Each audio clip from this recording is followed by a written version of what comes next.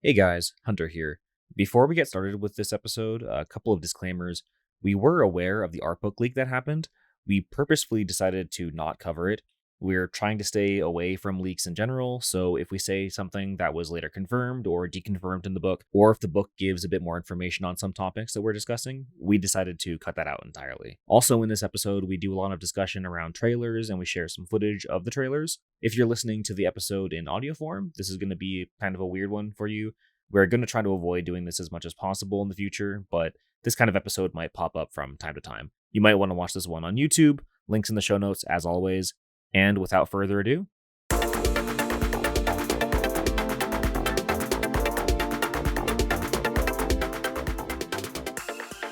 we just defeated the Calamity Ganon. Let's recover and have a chat. With me today, I have Brad, our resident Zeldaman, and Zeldaman. Wait, what was I saying earlier? Zeldaman. What was I saying I was going to introduce you as? Zeldaman. You're a Zelda man. You're a Zeldaman. Okay. Hi, Brad.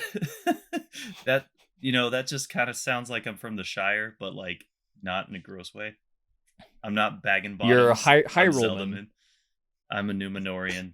Hi, I'm Zeldaman. Brad J. Zeldaman. Howdy, everyone.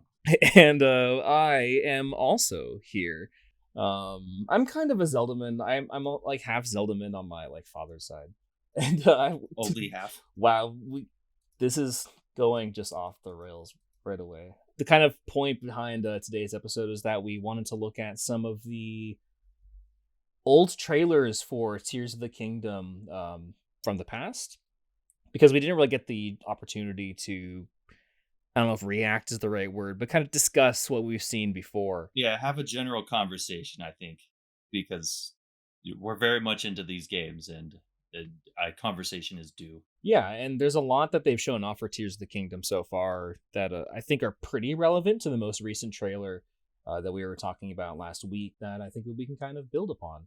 Mm-hmm. I was going to say, unfortunately, it came at the end, so we were pressed for time. So here's to making up for that.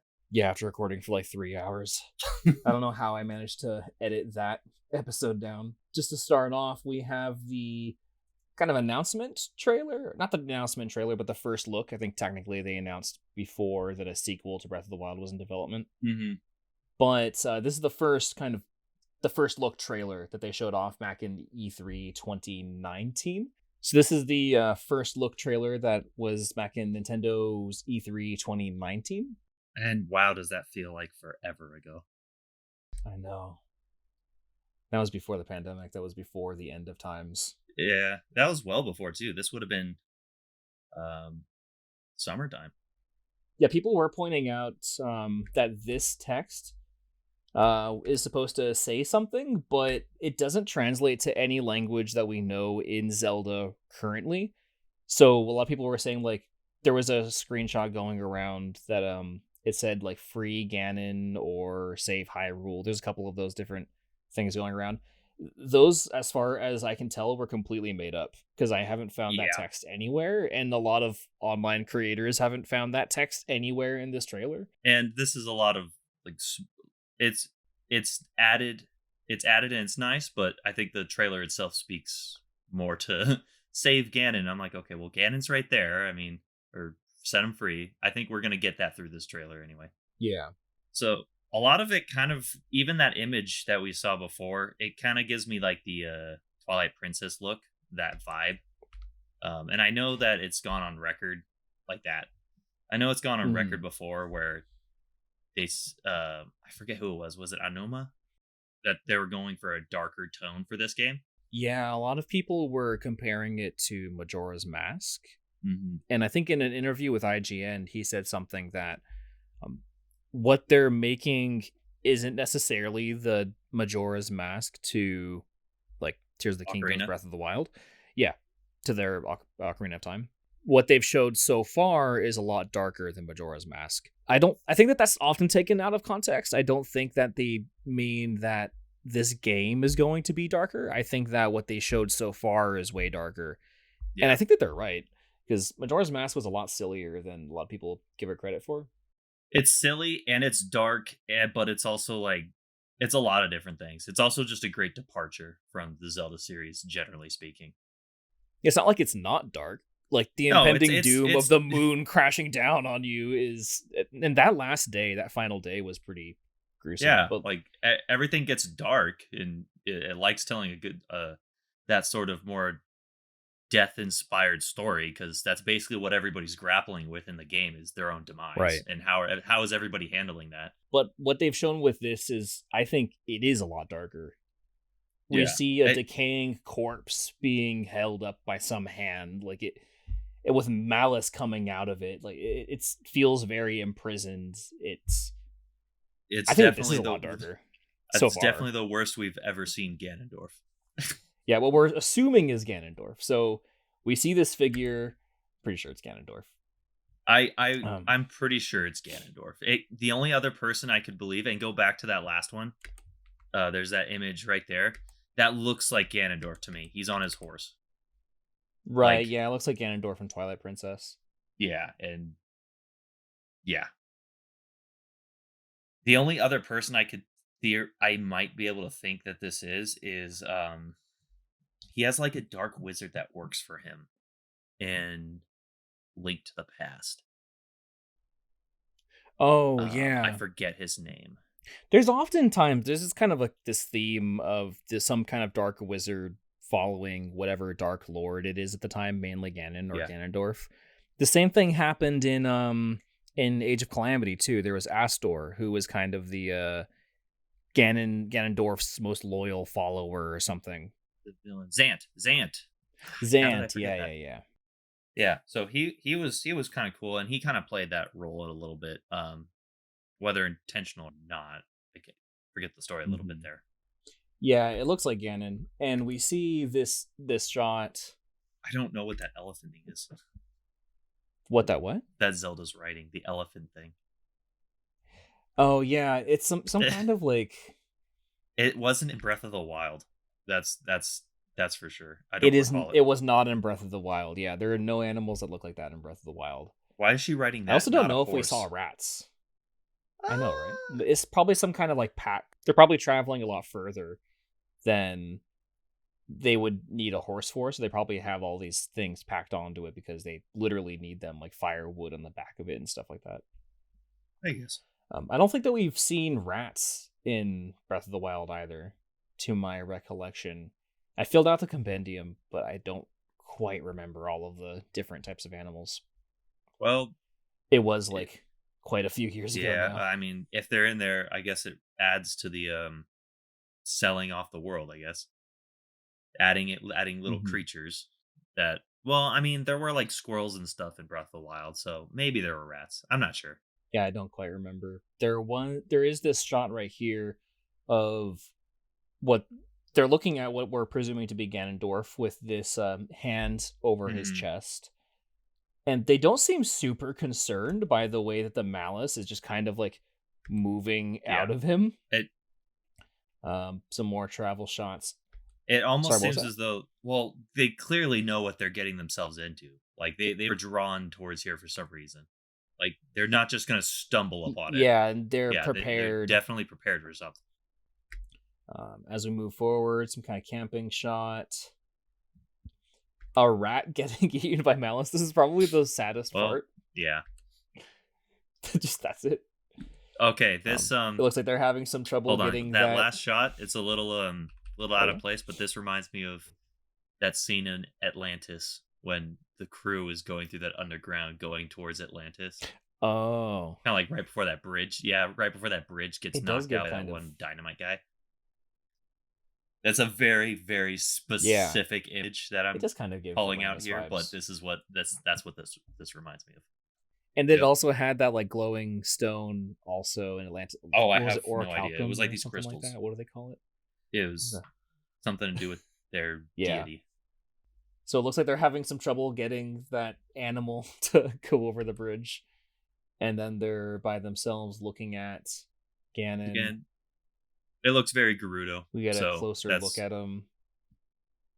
looks very It looks very Gerudo, but if I remember correctly, Gerudo in Breath of the Mhm. Wild and a lot of other Zelda games have pointed ears. and Ganondorf is usually portrayed with pointed ears, and this character's ears are rounded, which is kind of the only thing going. I don't think it's a super strong point, but it is one of the things that's going This is against like this a character Gerudo being Ganon. 17,000 years in the past, though, or more. It could be a minor thing. Yeah, who knows how long? I'm not, maybe. So I do think that. So Breath of the Wild does take place at the end of the timeline, and it says that it's 10,000 years after The last whatever Link. civilization they were talking about before with the ancient Sheikah. But I don't think that it's 10,000 years after the last Link, and I don't think it's 10,000 years after the last Zelda game.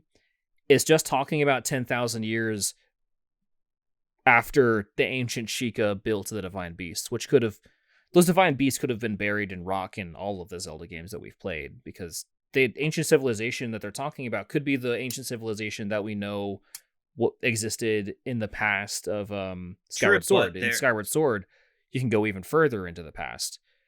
And Impa is from that past. She's a Sheikah from that past that's still dedicated to the royal family. So, there are ancient civilizations that are way more ancient than even Skyward Sword. True, but so the 10,000... There is a hero that they do reference, though, and that one is far enough into the past.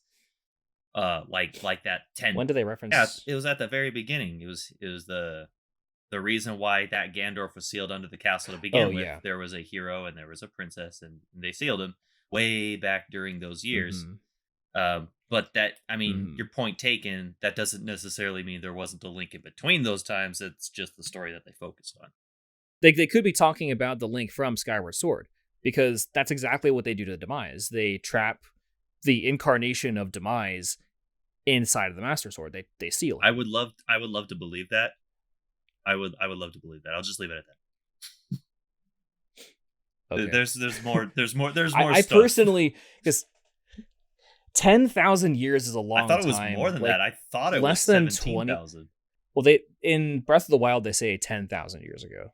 Maybe I'm misremembering. But either way, even less than 20,000 years ago in real life, there were Neanderthals walking around. 10,000 years is a long time. But that was way before civilization happened. It's almost as long as the last Metroid Prime game. We talked about that last week. Yeah.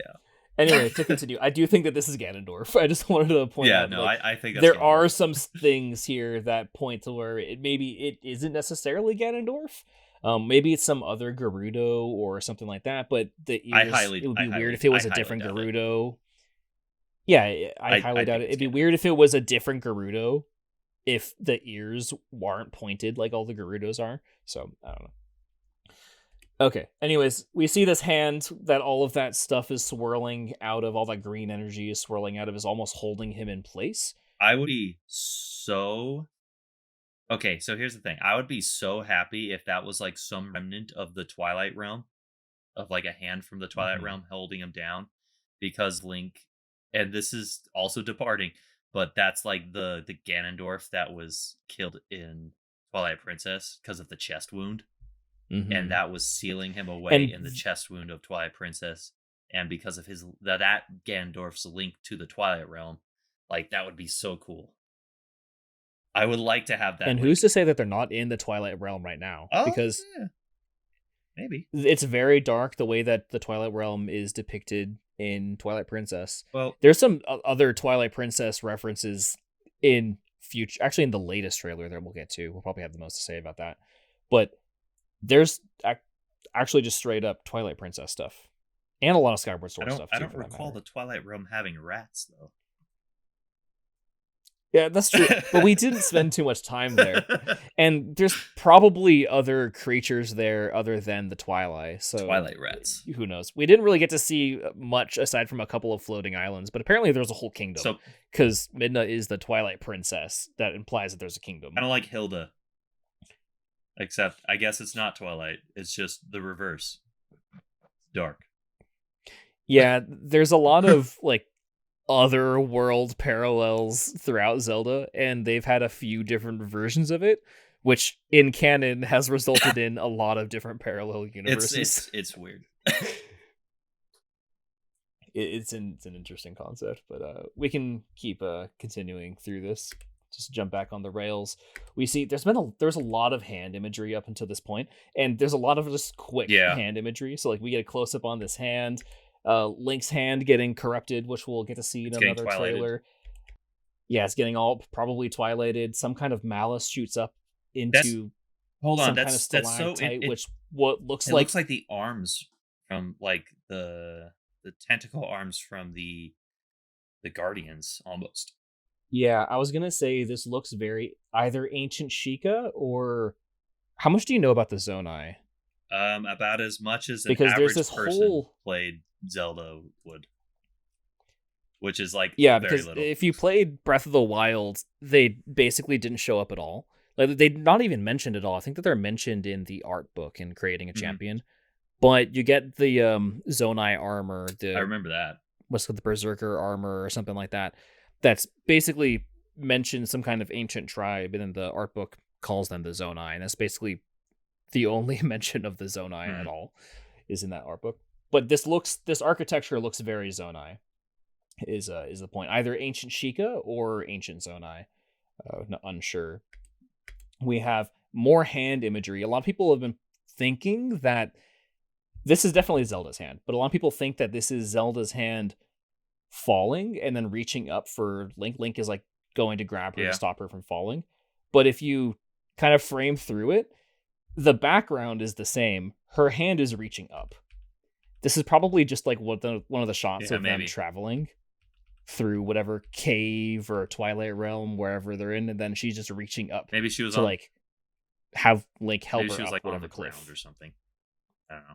Yeah, and then he got up first, and so he's helping her up. Like a lot of people think that this is Link saving her from falling. Like no, look, she's reaching up And not from even my in perspective. like a fast way like you would like, "Oh, I'm falling." No, it's more like a, "Oh, okay. Thanks, bro." Yeah, her hands don't seem super like they're trying to grasp for life. No, they seem pretty soft here. What looks like some Zonai or maybe Twilight It architecture. looks like a Oh, sphinx. it does kind of look like a sphinx, like these hands Yeah, at the bottom. interesting. Uh, Is this in the Gerudo Desert? no, I don't think so. Like up against I think like the this is just a new walls? area. Okay. Well, maybe. I think this is just a completely new area. I don't think that this architecture appears anywhere in Breath of the Wild. Okay. We go through this more hand imagery. This is definitely helping Yeah. Is that Link Link or do Zelda? something. No, that's Link. This is Link. Yeah, Yeah. he has got some armor on. Looks like some kind of weapon. I think that's the bottom of the Master Oh Sword. yeah, that's clearly the bottom of the Master Sword. And this hand, by the way, this hand is massive. As a bony hand. One of his fingers like the size of his entire forearm. Helping grab Link's arm and pulling his limp hand up. Some more shots of this figure. This looks a lot like Ganondorf from Wind Waker, in my I don't know. opinion. That nose is This kind of big. silhouette. Yeah, that's true. And this hand is kind of like reaching at him. So some kind of flash must have happened. Maybe Zelda took a picture or something on her Sheikah Yeah. slate. Here's a selfie. Yeah. Some more hand imagery. Zelda is falling here. We do get Zelda falling, and then Link just kind of It's like, noticing. what an inconvenience. And then more hand imagery. This hand moves, and she doesn't seem like she doesn't She flinch or fought anything. Great Beast Ganon for 100 years. I'm sure she's well into. I'm sure she knows how to contain her emotions in terms of these scary situations by this point. Hardened veteran. Yeah. But it could be possible that they've been watching this figure for a while as she's walking around, maybe taking pictures on her Sheikah slate. Anyways, and then we see her turning around. This figure, which does have a lot of Gerudo, people have pointed out, a lot of Gerudo jewelry. And like this is just like the symbol of the Gerudo Yeah, that's definitely charm Ganon. or whatever like that. Ganondorf. Some freaky eyes. And then, by the way, there are points you can hack Zelda in Breath of the Wild and do some kind of crazy stuff with the camera. people have positioned the camera at this exact same place, and there should be Sheikah towers. Like there should be one right here. There should be Sheikah towers all over the place on this map, That I but mean, there are missing. We don't even see the that could silhouettes in the sky. I mean that could be one of two things. That could either have story significance or it can have just gameplay significance. And Yeah. honestly, probably a mixture of both. And the Sheikah Yeah. Ubisoft trademark towers were basically a way to kind of climb up and then see the landscape. There's a reason why they Yeah. took that design, is because it's good. Um, it's a way for you to, one, download the map, but then also like synchronize Assassin's Creed style and be able to see Mhm. the entire world around you, like visibly, which is good for the player too, like for them to I be able like to high grounds. see and view the world from a really high distance. But we see in future trailers that the Sky Islands are a thing, so it's very Yeah. possible that they literally just didn't need them, because the Sky Islands could serve the same Yeah. purpose and are probably fast travel points too. Anyway, but I'm getting ahead of myself. We Just a see very long shot of it. the Yeah, castle very get lifted very into the long air. scene of Something's going down with the castle. I wonder what, as it got lifted into the air. Now, And the sequel was now I in am going to take development, this guys. moment to talk to the similarities that it has with Majora's Mask in terms of this being a sequel, a direct sequel, and also the fact that I believe there were interviews where the original concept of what this was supposed to be DLC for Breath of the Wild. Yeah, and It was, yeah. I mean, to some degree, you can kind of see it because they're still taking Hyrule, but I do think that they're doing more with it now, and it's been enough time that hopefully it distanced itself away from the DLC moniker and becomes its own game. Yeah, and even in the DLC to Breath of the Wild, they gave Zelda like a brand Hmm. new outfit, like this kind of winter outfit. It kind of seemed like they were building There was definitely something in the works. some, yeah. There was, they built up Zelda's character a bit more. They built up all the champions characters a lot more, but specifically Zelda, they gave new design Yeah. stuff too, which I think is significant because they didn't even use that design in the artwork for the Nope. DLC. So we have this image right here, and her new outfit doesn't appear in any of them, not even in the Hmm. Champions Ballad, which is when we see it. So if that wasn't part of any of the promotional material for the game, then that makes me feel like they were probably planning a little bit more for Zelda to do in the Yeah. DLC, but that ended up being cut. And we see a lot more, including different Zelda designs in the throughout the I trailers. will also say I was a little bit underwhelmed with that DLC just because I thought there was gonna like I know the Champions Battle was kind of like story related DLC sort of stuff, but it was more like a side quest to understand those characters more rather than an actual story DLC. So I thought there would have been a story DLC and that, and we know where it went. It's in Tears of the Kingdom. Yeah, that ended up being the story DLC that we got, whether we wanted more or not. But I also am totally down with DLC becoming its own full game. Hollow Knight did the same thing. Silk Song was supposed to be just a DLC, but then ended up turning into its own game because they felt that they had more Yeah. story to Going tell. going through that So game. I'm totally Going through down. that game. That Yeah, you're game has going a through that game right lot now. of DLC associated with it. It's It's it's pretty significant. So imagine a whole new story DLC where what's her name is the main character and you're playing mhm. as her. That they were planning on that being DLC, but then they just spun off and turned it into its own game. And if they're feeling confident enough in Tears of the Kingdom being its own game, then I'm totally down for that. More Yeah. Zelda. Like It's I'm okay with that. Nintendo has a track record of producing good games obviously, so and they're also really good when it comes to their DLC. Like even though we didn't get the story DLC in Breath of the Wild, the value that you did get, it wasn't bad. It was good. So, I'm okay with that. So, I think we're getting into the next what is this? 2 years later is comes 2 years later for the next trailer. yeah, it took them 2 2 more years. years. Wow. And now and we're about 2 more years before the game comes out too. So, they take their sweet. Well, now we're only 3 months, less than three Oh no, months, I I know, think, but before the game E3 is comes out in now. June and it's coming out in May. So and yeah, Oh yeah, I see what in you're 2 talking about. years, then it comes out. So I'm looking at that like, "Oh my god, 4 years since your In first trailer 2021. to deliver the game." Oof. That takes a while. And it was in development before, like, as they were doing the DLC, Yeah. basically, because the DLC turned into it. So This is you know that they really took their time this with is this a game. 6, 7-year project. Oh yeah, especially once you consider that a lot of the work has already been done when they developed Breath of the Wild, like the engine and the general, like overall the A way that the game lot of mechanics work. assets are probably are taken directly over because the game itself doesn't look too Hmm. different. Obviously, it's very much the same in terms of the way that it looks and what it is that's going into it. So, well, I wonder. And I'm sure that they did redo a lot of those things too, because a lot of time during game development, I think a lot of people, a lot of gamers underestimate how much gets just kind of Hmm. rushed and thrown together to where it technically works, or there is a bug, but then they found some tricky ways to make that bug not work, like not Hmm. happen, not occur.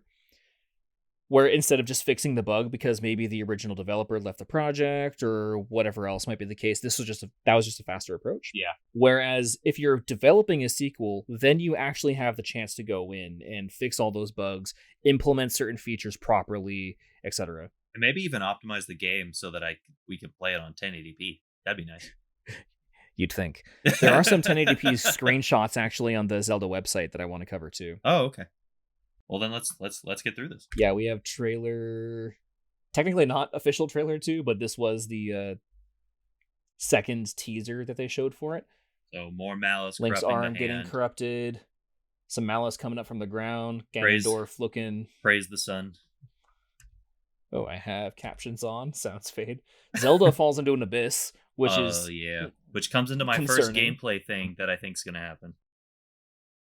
So Okay, what do you think? Let's go so over. at this point in time when I saw that, and then I saw at later on in this trailer where you see the whole overworld like sky loft sort of thing, Yeah, I had this idea in mind that there's going to be two different gameplay sections of this game. Hopefully, where you're going to have the more Breath of the Wild approach, modern Zelda approach with Link in the overworld going to and fro all these different dungeons and enemies and bosses up top, but then you're going to have your right. more traditional Zelda puzzles and style of gameplay, more reminiscent of like early Zelda and like Ocarina sort of deal, with Zelda Taking underneath place in the Hyrule. caves. Yeah, underneath Hyrule, exploring all the malice and stuff going underneath. So my thought process is that that might be the case. However, I do correct me if I'm wrong. You might know, but I heard that there was an interview where somebody said that wasn't going to be the case, where you were just going to play as Link. I vaguely remember that too. I don't remember. I don't have that information readily available, but I do vaguely remember that too. I think it's most likely going to be more similar to the way it was in Breath of the Wild. Hmm. Um, Fortunately or not, I think that people have some pretty strong opinions either way. I really liked the way that dungeons were handled Hmm. um, in the past, but I also think that Breath of the Wild, with it being more of an open experience and the dungeons you can do kind of in any order and the dungeons you can do kind of one piece at a time, makes a lot more sense because for the most part in other Zelda games, the format of the dungeon is you get through the dungeon, you see some stuff that you can't do. Halfway through the dungeon, you get an item like a boomerang or a bow and arrow or whatever the case might be. And that thing, aside from being a good combat tool, is also really useful for the puzzles. So then you're able to use the boomerang to hit some stuff, or you're able to shoot some bullseyes with the bow and arrow. That allows you to recontextualize the dungeon that you saw before and move forward throughout it. Yeah, Breath and of the Wild is a bit more open in that sense, and I think that the way they handled the dungeons was really the only way to do it for a game like that. yeah, and just to so I go back and talk to it. I don't think the way they handled dungeons was wrong. I think in either case, I think they're just two different ways of handling dungeons, and I think they're both good. I think the biggest, I think, gripe I might have with the original dungeons, or not original, but the Breath of the Wild dungeons, is that they felt too samey.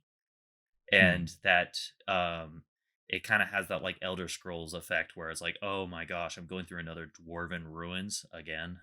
Like Right. I'm visually like they're not different. Like I don't know the difference between Voss like Radon or Voss Meadow versus like the neighbor the camel one. Like Yeah. inside, once you're inside, it's just more or less the same. So if they could Yeah. figure out a way to, and it looks like they are, when we get to I it, hope like so. Yeah. the islands, the sky islands, like they look different. They look like they have different things on it. But I think I that was have the some biggest theories gripe. regarding I have some theories regarding dungeon design and the Sky Islands that I will talk about once we get there.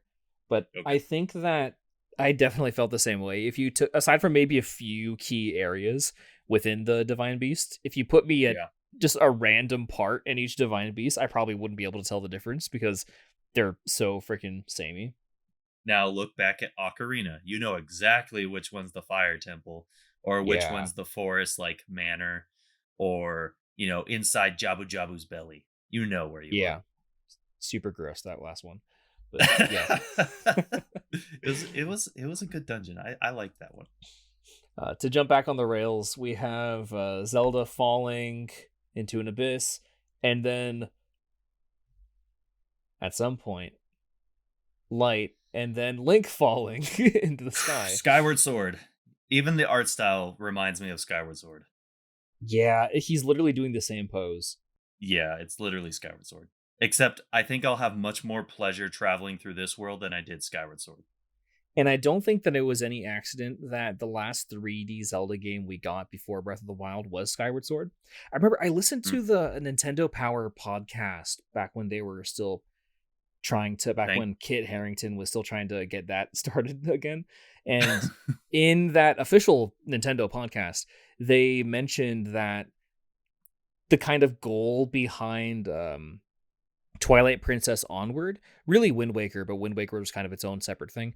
Twilight Princess Onward was what they considered the modern era of Zelda, and hmm that like the modern era of like 3D Zelda at least, and that Yeah. Skyward Sword was kind of what they were all trying to build towards. Because from what I understand, Breath of the Wild or Zelda U as it was called at the time was kind of developed alongside Skyward Sword, like the end of Skyward Sword.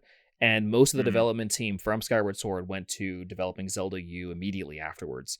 And that game ended up being Breath of the Wild. So I think naturally there's going to be a lot of similarities story wise with Skyward Sword being the very first game of the timeline and Breath of the Wild being the very last game of the timeline, and having a lot more like those games happen to have a lot more lore, like overall Zelda exploring the Zelda mechanics, the mechanics behind the lore, like the curse, the original curse, and stuff like that.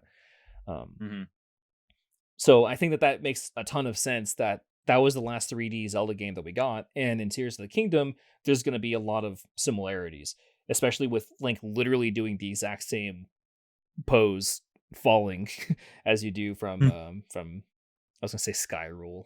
What's Skyloft? That's called. Yeah. Now all we need is a loft wing, and you'll have everything will come back full circle. That'd be pretty sweet. Yeah. We do have one thing. One reason why I don't think that we are going to get loft wings is because actually of this specific shot. We see Link with the paraglider and these little trails coming off the paraglider.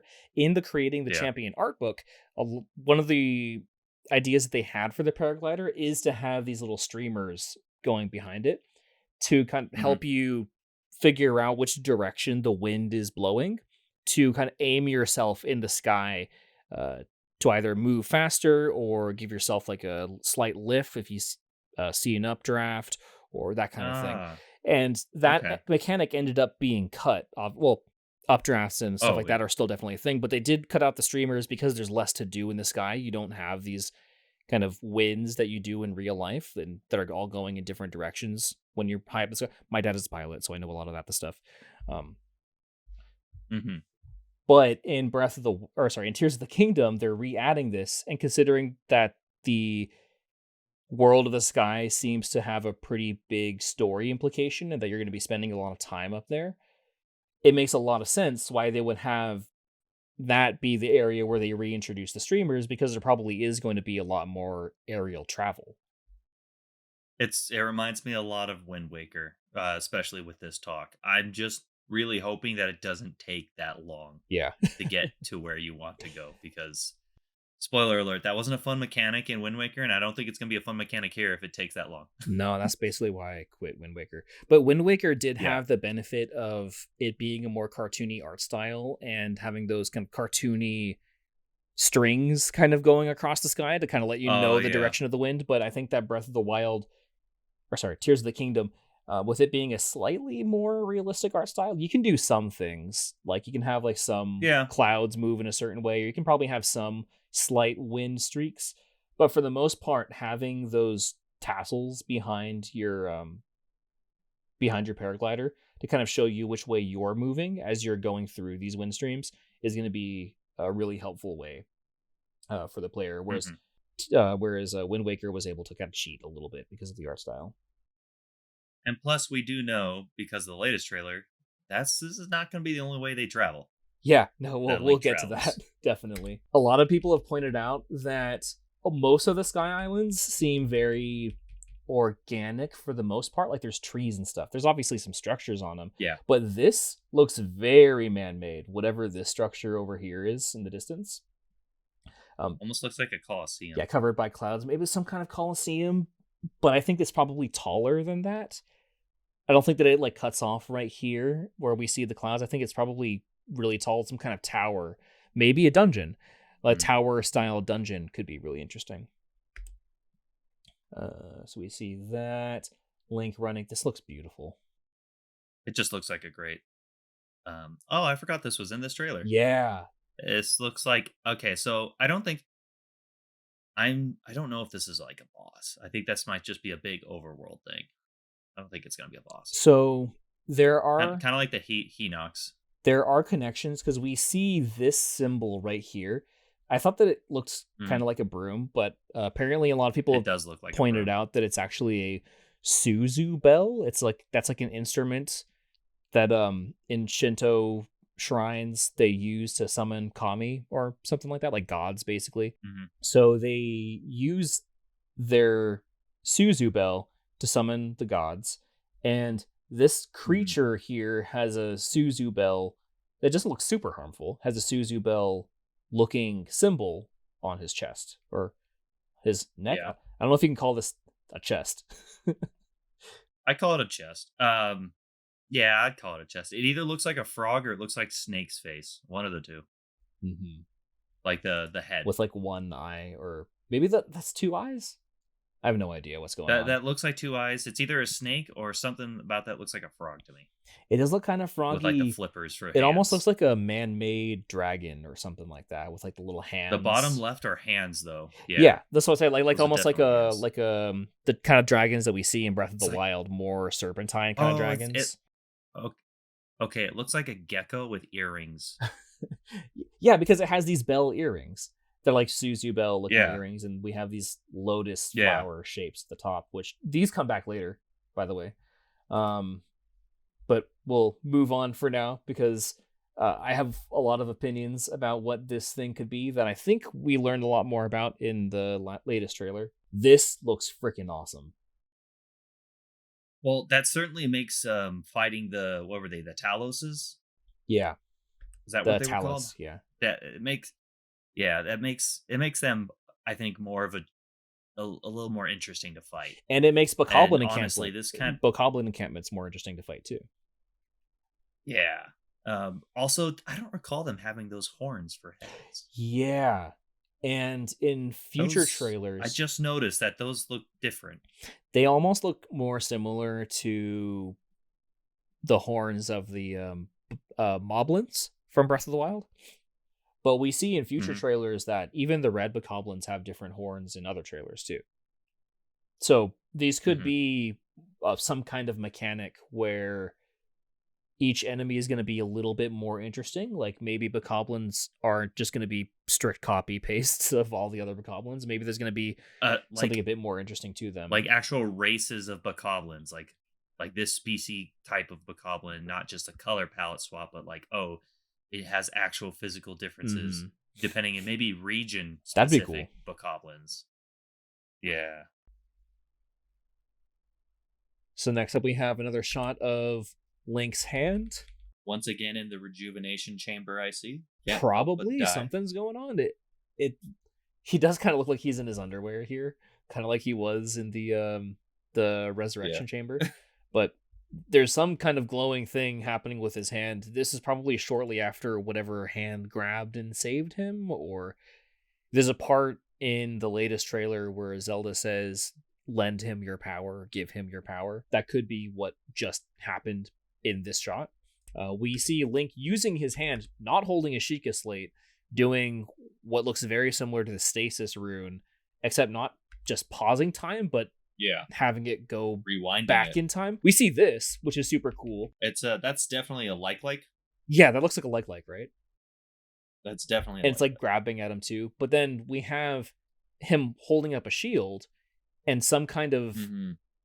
thing on his shield, like a dragon head or something spouting out flames, which I think lends a lot of credence to there being a crafting mechanic to this game. I was thinking the same thing. I really hope they lean more on that kind of angle. Because I want there to be more crafting. it almost feels like Breath of the Wild was built with a crafting mechanic in mind, but that it was cut or something. Because you Yeah. gather all these materials like wood and different types of stone like iron and stuff like that. And even like I think the ruby says something like it is imbued with the power of fire or something like that. So like my thought was like, oh, I can't wait to get to the crafting part of the game and I get to like make one of those fire weapons. Like, but nope, that wasn't a thing that I can do. Jokes on Yeah. you. And then I beat the game.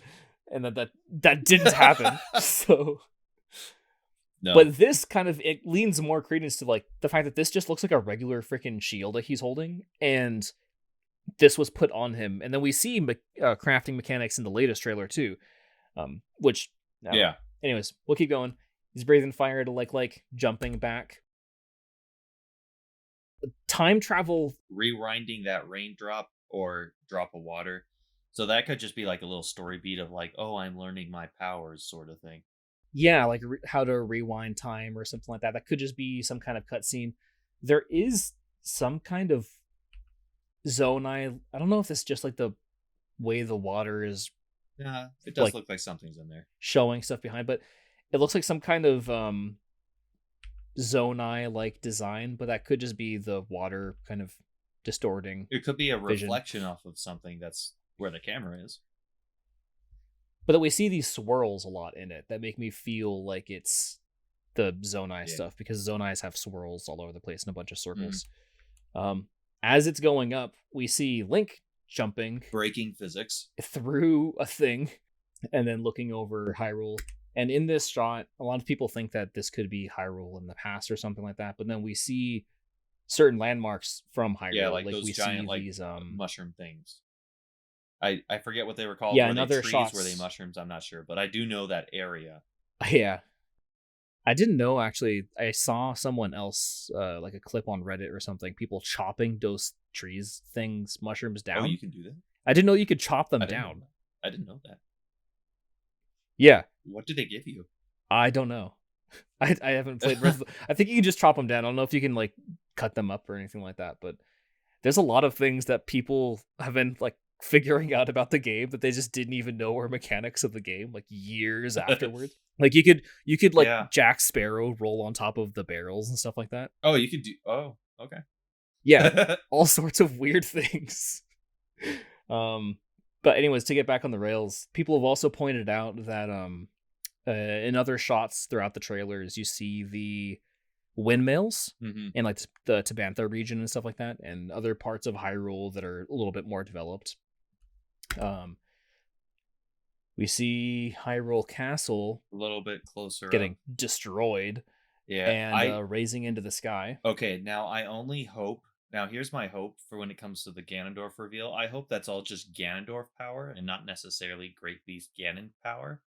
Because I just really want to see a humanoid like Ganon just bust out that dark sorcery and really lay into the land. I think that would be really cool. So far, Ganondorf has been a lot more menacing than Calamity Ganon.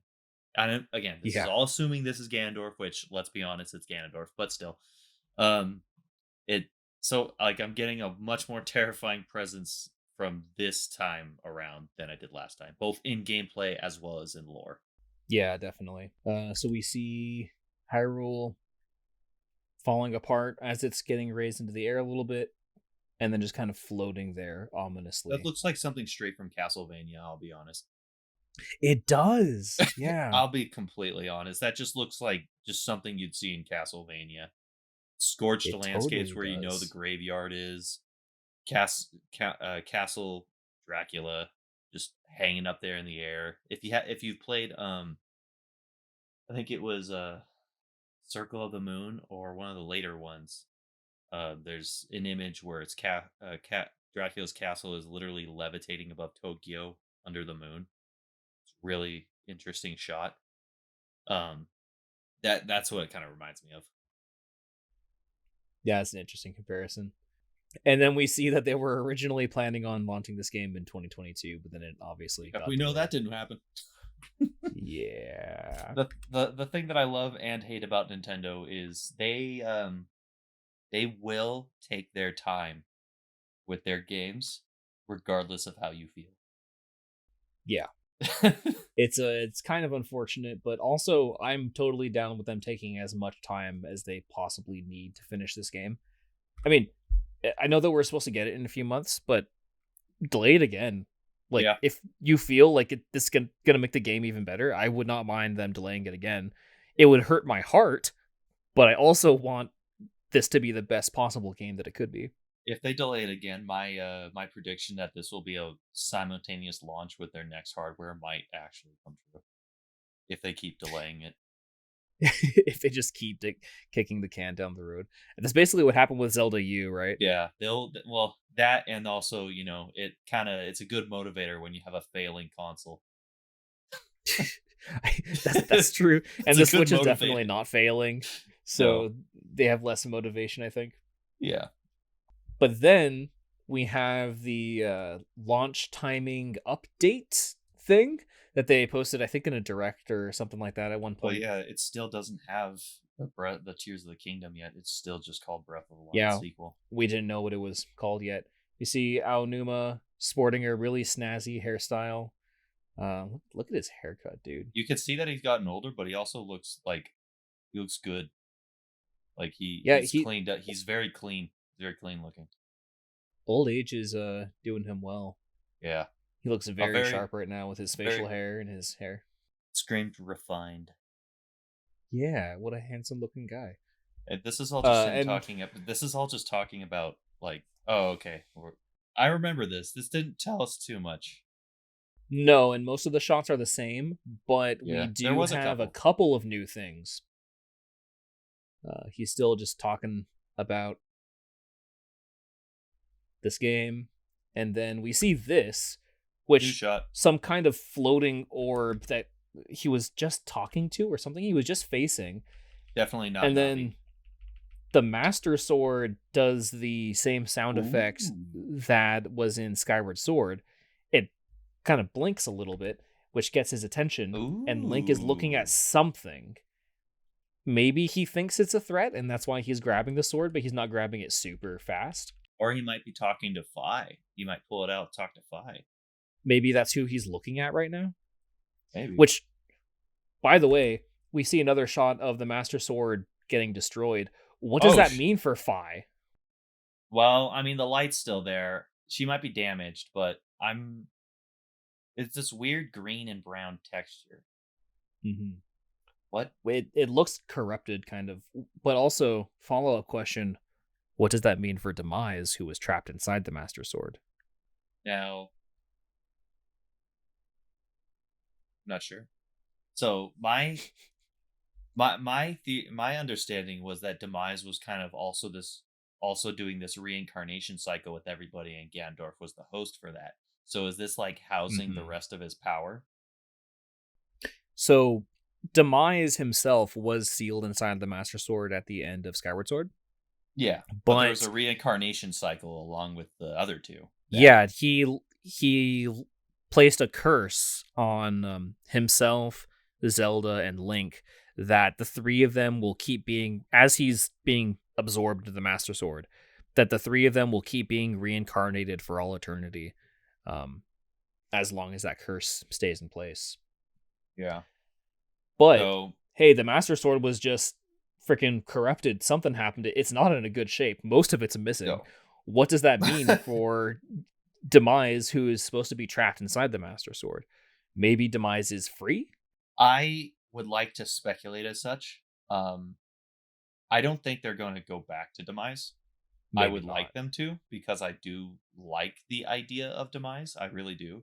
And when we get Mm-hmm. to Ganondorf in the final trailer, I could do, and I know I've talked with this view, but I'll do my whole spiel on why I like Ganon and what I think of him, but Yeah, or Ganondorf, I should say, because right. I know they're technically two different things. But I I I don't think this is like a at most it's just going to be this power letting thing that gives Ganondorf more power. But what I expect is that they're just not going to address it, and this is just going to be a the Master Sword is damaged like it Mm-hmm. was in the last game. Okay. So, and then we see some kind of symbol happening on Link's hand, which maybe is the replacement for the Sheikah Slate. What were they called? The apps, basically, that you can download the Sheikah Slate, Mm-hmm. the runes. So maybe he has the ruins as like a part of his hand because we saw him doing that stasis rune by just reaching out, like his hand out before. And and maybe it has something to do with the Triforce because that is, I believe, that's the hand that typically houses the Triforce. No, or is it the left hand? I think Link is either right-handed or left-handed, depending on the game. For the Yeah. most part, if I remember correctly, he's right-handed. But then there's some specific games where he's left-handed.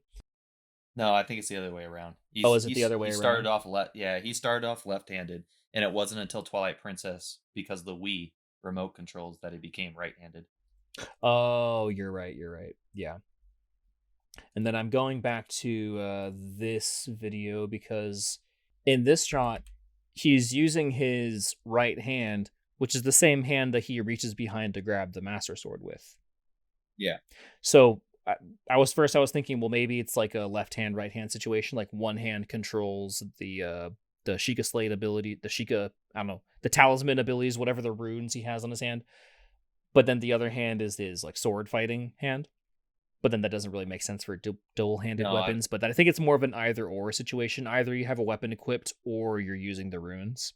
I think that's probably the maybe. the case with this game. And in this trailer, he reached behind him to grab the Master Sword with his corrupted hand, with the hand that has this symbol glowing on it.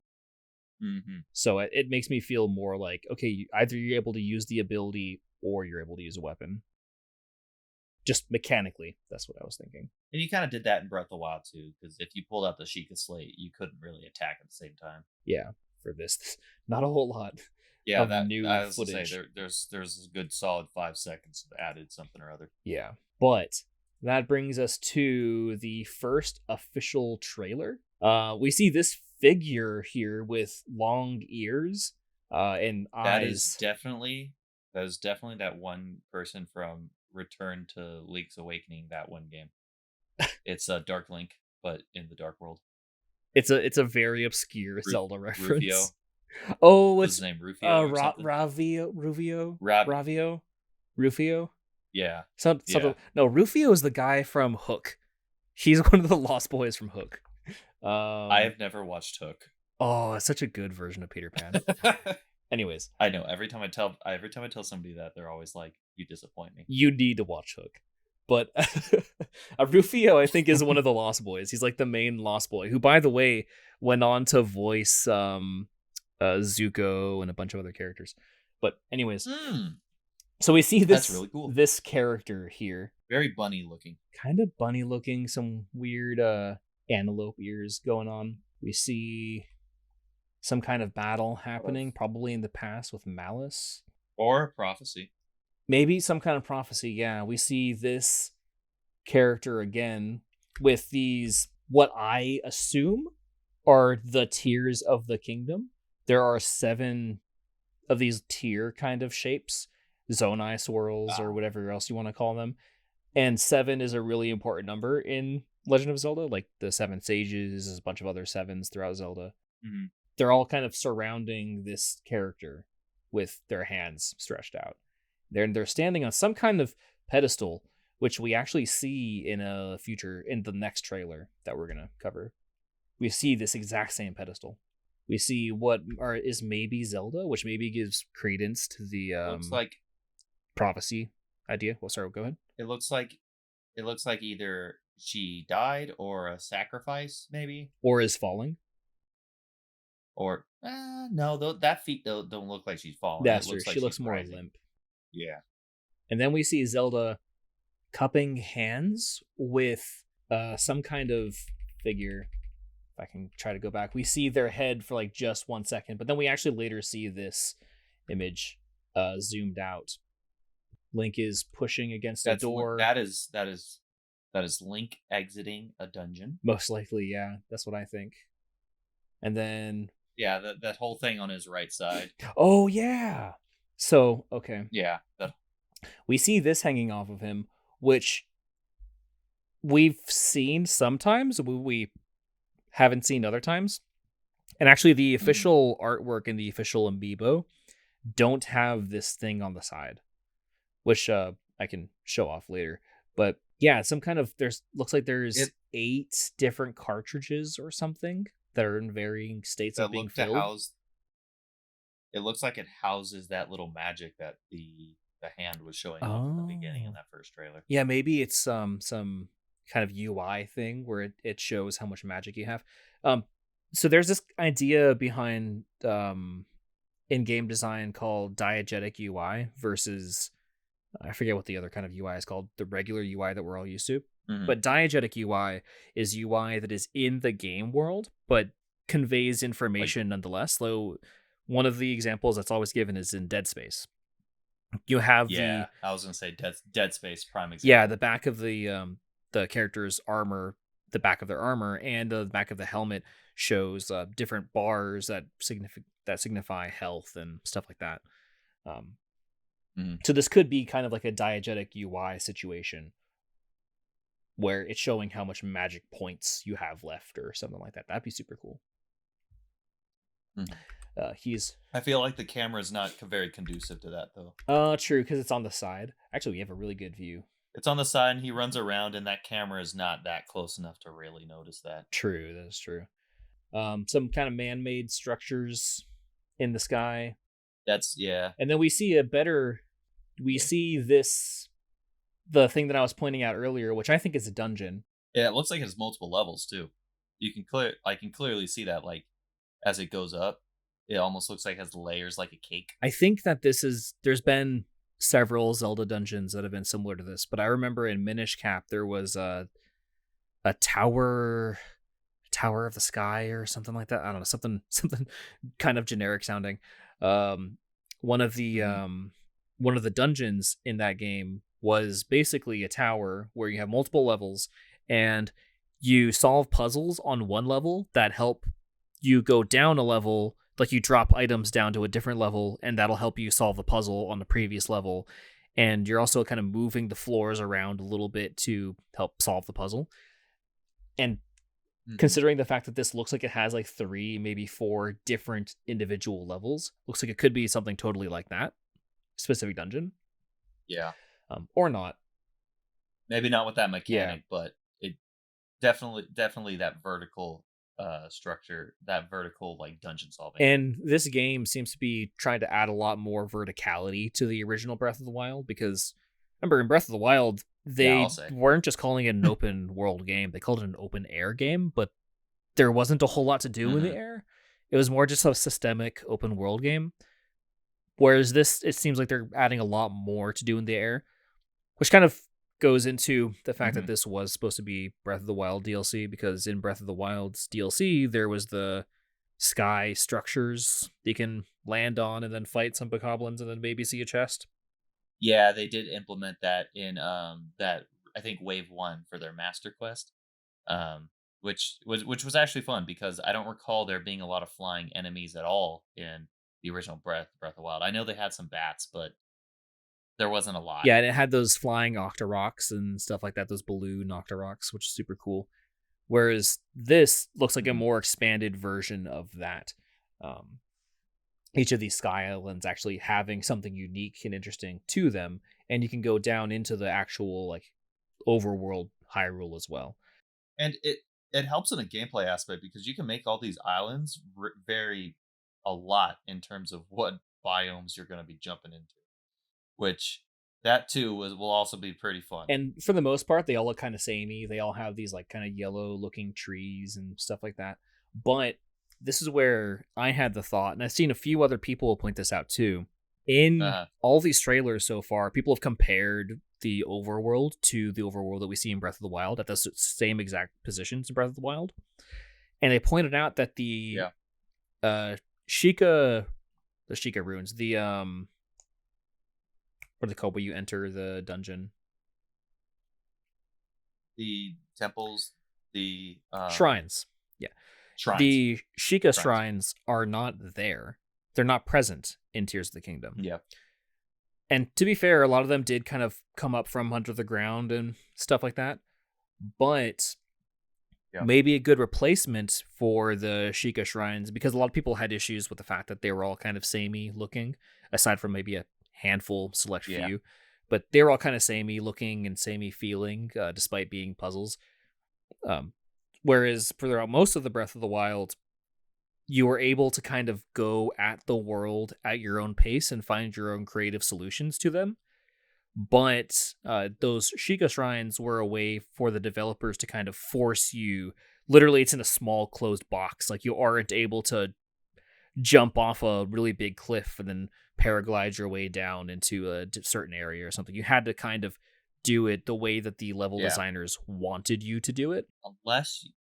Unless you're really good at the game and you know how to cheese it, and then that craftiness comes back in. If you haven't The looked up some of the weird exploits. ways people cheese the shrines, you definitely Yeah, no, should. the exploits are serious. There's a lot of bombing Link to get over a fence. You just bomb Yeah, yourself and that over. could be one of those mechanics that I was talking about where they kind of are taking this sequel as a way to fix a lot of the bugs and a lot of the unforeseen ways. I I I really hope they don't. You know that those sorts of ways of dealing with a situation is the average person's not going to do that. It's only for the entertainment of those that are really just bombastic enough to just do stupid stuff Hmm. until it works. And I hope they keep those in. Yeah, I kind of do too, but we'll see.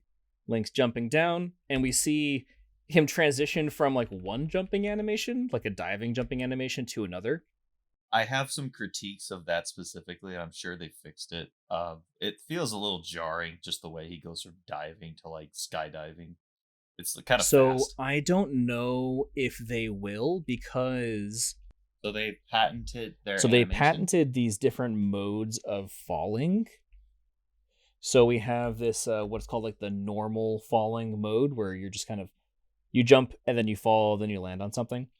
But it looks like you can transition between different things. Obviously, we know about the paraglider, but then from paraglider, we have this diving falling, and then from there you can backwards fall, and then kind of high velocity fall, like you're falling a bit faster. So like we have that diving animation here, but then he goes from that into more of like a slowing your fall type thing, kind of more Skyward Sword like.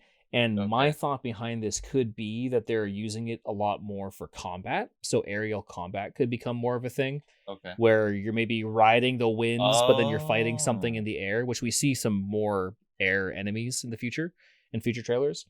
Um, so you're jumping off and then you're like maybe hopping off the paraglider for a sec to grab your aim at the thing. You're aiming like this, or if it's right above you, you can aim like that, or if it's right below you, you're trying to get the drop on it, you can aim like this. These are Nintendo patents. That really that's one that's weird that they're patenting it, but interesting. But then two, it makes me wonder just how high in the sky are we going that you have enough time to fall fast and aim a bow. and like, I mean, I yeah, mean, you are pretty falling for high though. pretty long in that one shot. It's pretty, Yeah, it is pretty high up. I guess so. But that, yeah, how long does it take to get down from there? probably significantly long. But that's the thing, is that there could be more. You could probably stay in that diving animation for a lot longer if you wanted to get down to the surface Hmm. faster. And they probably Okay. cheese it a little bit, And so like the speed isn't the actual speed that it's running at. Programming wise, they yeah, probably have some cheesiness to kind of make it to where you can jump down faster.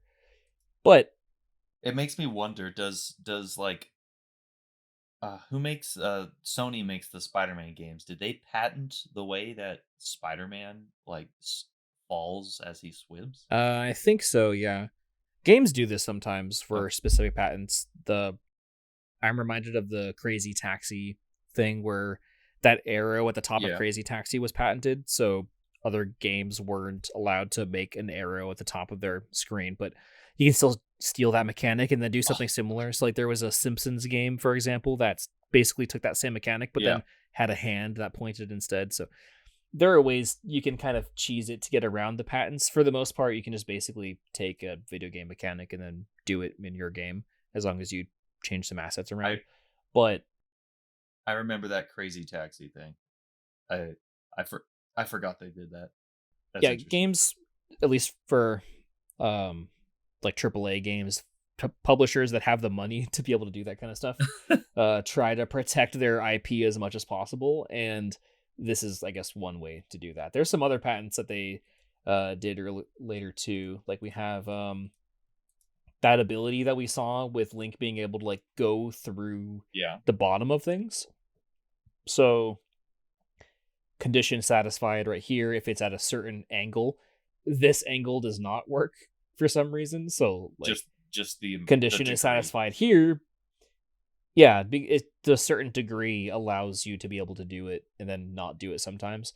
But then like here, since there's two lines, the condition is satisfied either way. Well, So, it says you know, unsatisfied. I think it's because you're standing between two of them. oh yeah, probably. And then that helps you go up different terrain and stuff like that. But you Okay. couldn't do it here, even though there's terrain obviously inside the box. So that's probably some kind of programming thing. We actually see a lot of Interesting. mechanics, and then each of these little things have different notes. I can't help but notice like the little icon that they use to indicate is from Ocarina of Time. Oh yeah, that's probably just some I know it's probably something asset that basic, they but grabbed. it is it just reminds me of These are very crude drawings that we have, that. No, it's supposed to but these resemble what I'm are looking into all the time. mhm. But these are like specific patents that Mhm. Nintendo put out.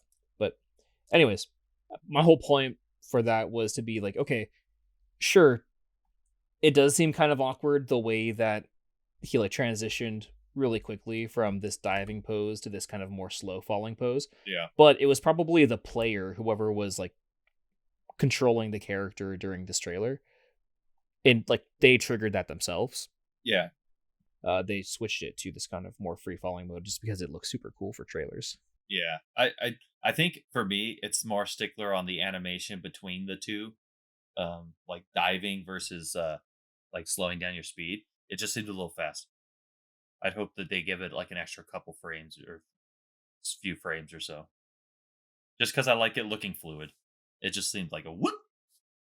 Yeah, it does look kind of stiff. I think that's just some in betweening, or some frame blending rather, pose blending. So in animation, uh, oftentimes animators don't individually animate every single frame of an Hmm. animation. They'll have a few key poses, a few key points, and then the computer will interpret the in betweening for them. Yeah. Whether it's sometimes they'll specify a certain curve, like the hand is supposed to go from this pose to this pose, but don't just in between have it move at a certain curve. I learned all this just because I was doing an animation major for like 2 years, but Hmm. then I switched to computer science. That's probably not something someone animated themselves. It's probably No. the There's computer deciding, let's spread those arms out and then rotate the character really quickly. But maybe they could honestly, add that it. kind of stuff happens in a lot of games. Like probably don't realize how much it happens in like Smash Brothers or some stuff like that, because Of course not. animations in I those games happen like within a couple of frames. So, yeah. um, but yeah, maybe they'll I ease that a little bit. I Maybe think I not. I just don't know. noticed that because it's highlighted in the video. So it's like the only thing that I'm looking at, so I notice it then. I'm probably not going to notice or care in game. Yeah, it does look super stiff, to be fair. Like his body Yeah, rotates in a way I that doesn't look. when I first saw the trailer, and this we're harping on a little bit, but I did find it jarring when I first watched this. I was like, "Oh wow, that was indeed that was pretty stiff." Next shot, we have Link probably using that time travel mechanic thing with his hand, that rune that he had, um, controlling some kind of debris that fell from the sky, um, having it Look at unfall from the sky. look at that. Has to be a dungeon shot. I know, right? Okay, a That's few definitely a things. dungeon.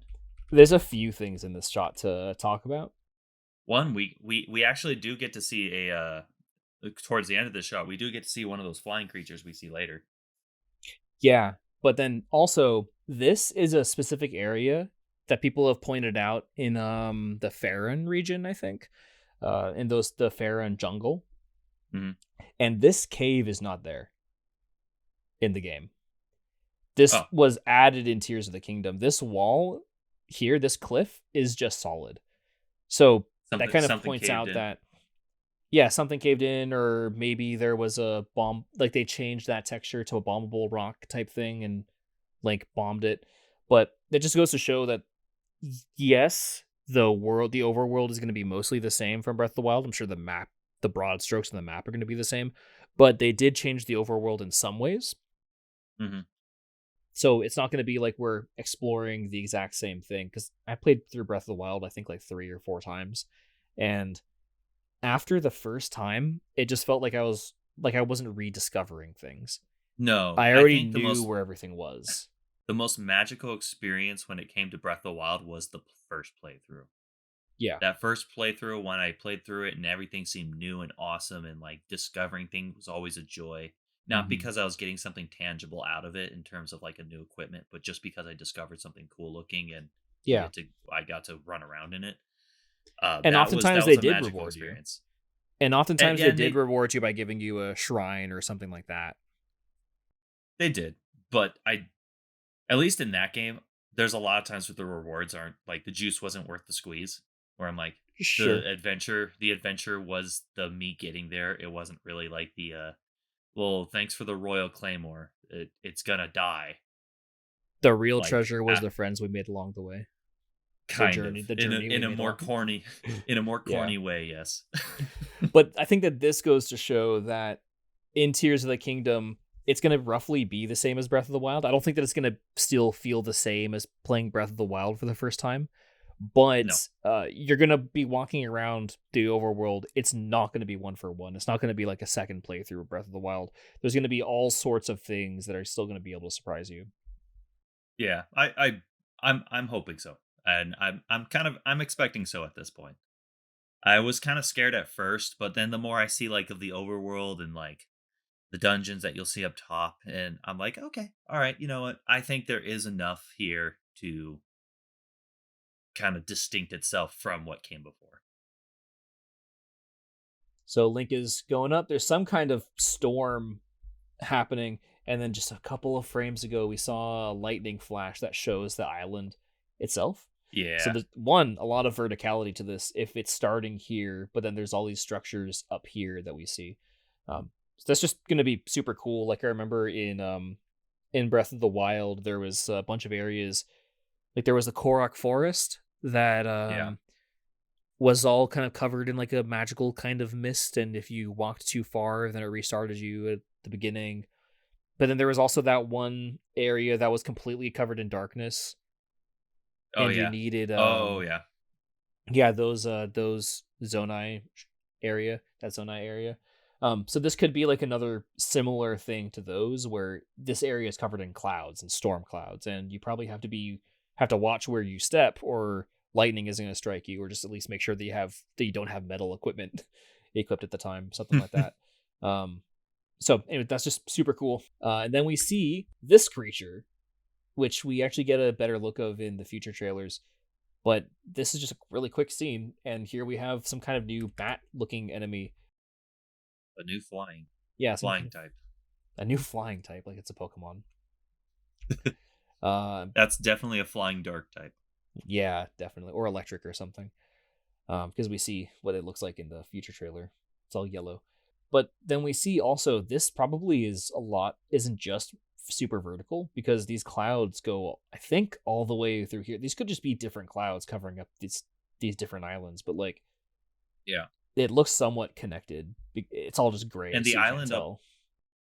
up on the very top. This could be a very vertical little dungeon Yeah, all the way on the top there. yeah, definitely. I can imagine like a boss fight at the top or something. Ooh, that'd be cool. Yeah.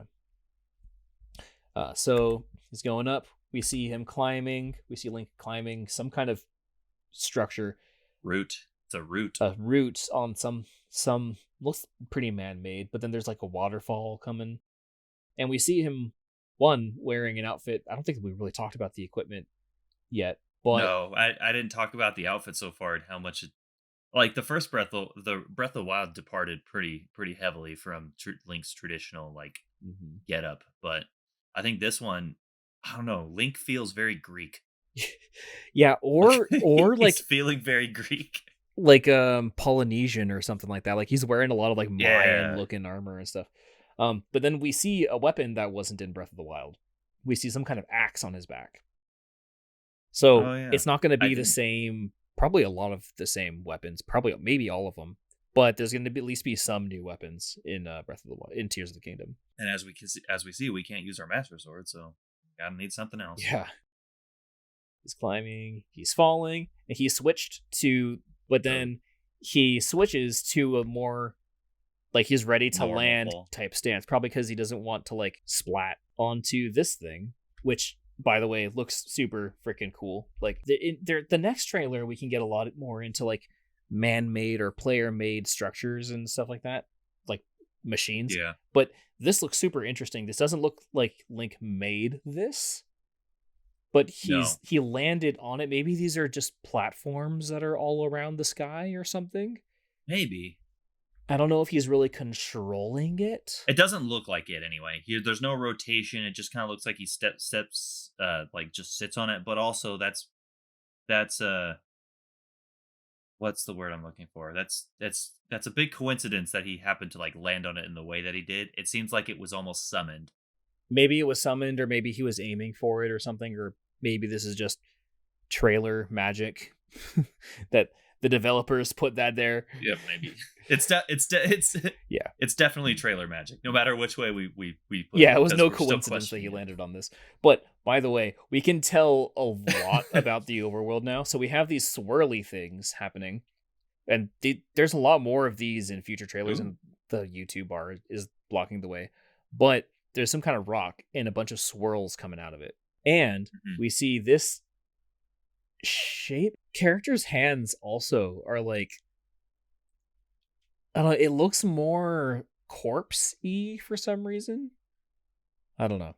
It's interesting. I don't know. Her hand's weird in the other one too, and so is the other person. Yeah. In fact, the other person's hand almost looks like that hand that was grotesquely touching Link.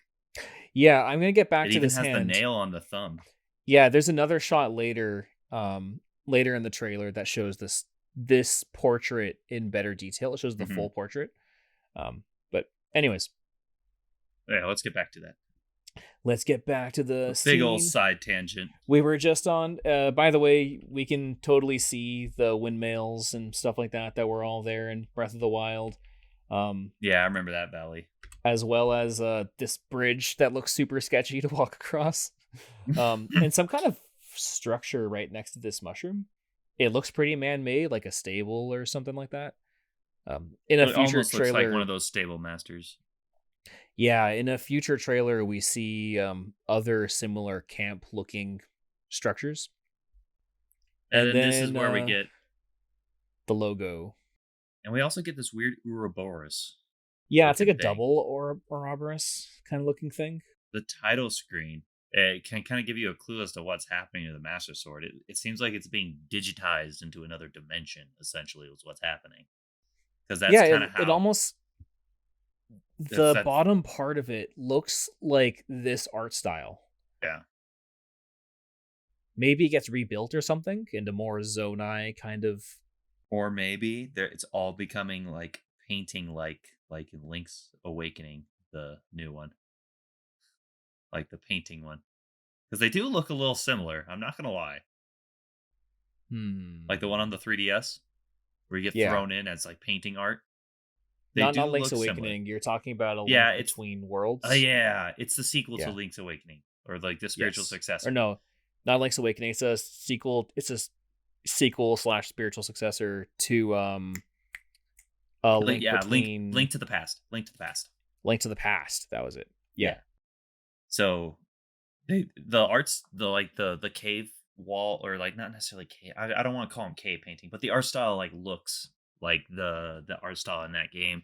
Maybe that's what's happening in the Master Sword. It's just getting thrown into another dimension. It was caught halfway through. I could see that.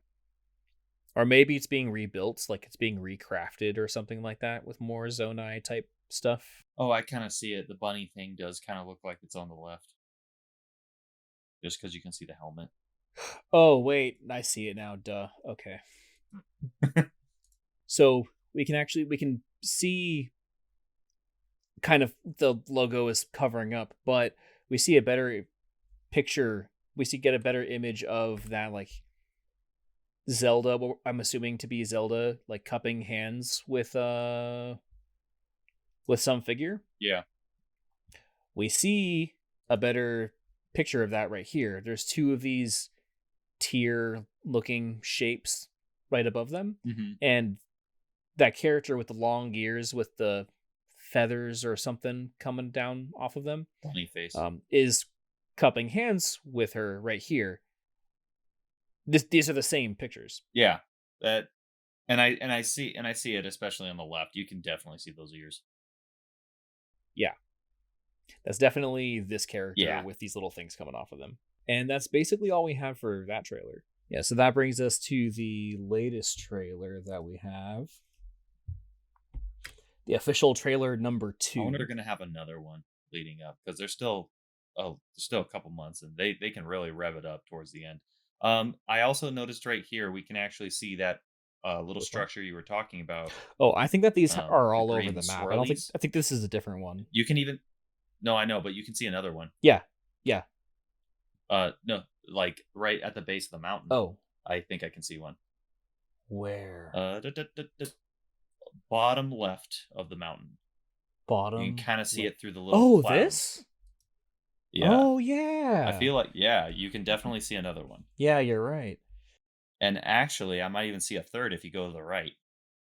It's like same level right Right there. here. Yeah, that's not a drop. That I think you're right. Yeah. Definitely looks like another one. You also see this like kind of pool of malice right next to it, which is kind of cool. Hmm. Death Do you Mountain not think? looking so good. What was that? Do you think? Do you think those are like, instead of shrines, those are like spots to warp Link up to the sky to do something? That's exactly what I think that they are. I think that they're basically Oh, fast okay. travel points. Oh, okay. Well, fast travel points for sure.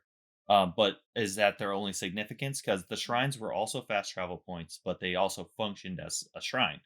So I'm thinking this could be a fast travel point, but also function as like, just gonna call them sky shrines, where you do something up there. That's basically what I was kind of trying to allude to previously when I was talking about the way that shrines worked, and that's kind of the way for the developers and the designers to kind of force you into their rules. If you think about Hmm. it, being stranded in the sky on a little island in the sky is kind of the same concept. Instead of being in a big box with walls, Hmm. you are just in an island in the sky that you don't have the leverage of being able to jump from a higher point to solve a puzzle or something like that on the map because you're in your own little bubble up there. Not in your own little bubble. You can probably still jump down and land on the surface, but it's basically the same thing where you are forced to play by their rules because the only thing around you is sky. Yeah, and if you odds are you're not going to be able to travel like with your whatever it is that you're using just to some arbitrary other sky thing and be able to come back. You're going to have to Yeah. take those wards. Yeah, exactly. So I think that that's exactly what's happening here. I think that these are And that probably makes sense. ways for you to go up into the sky, which kind of act the same way as Sheikah towers also, because it's the same way of being able to like teleport to a Sheikah tower and then see the world around you because you're on top of a sky island and you can see the world around you because you're over Hmm. Hyrule. Um, and it's a way for you to kind of be able to solve a puzzle probably up there to Yeah. increase your heart containers or whatever else might be the case. We see these flying enemies again, which I so far have been calling Kargaroks, um, which are Gargoyles? the enemies from Wind Waker, and I think they appeared in a few other games. Kargaroks, they carry Gargoyles. moblins and bokoblins and stuff like that. And then you also see a bokoblin down here too. I think that's a Oh, bokoblin. yeah, you do. Also it looks like a mining site, by the way. You can kind of see the It totally structure right to does. the right Mm-hmm. of the bokoblin. Look, this looks like a crane almost. Yep. Yeah. All these Oh, scaffolding. You also see a teleport. What I'm assuming is a teleport point over here too. yeah. So those things are just all over the map.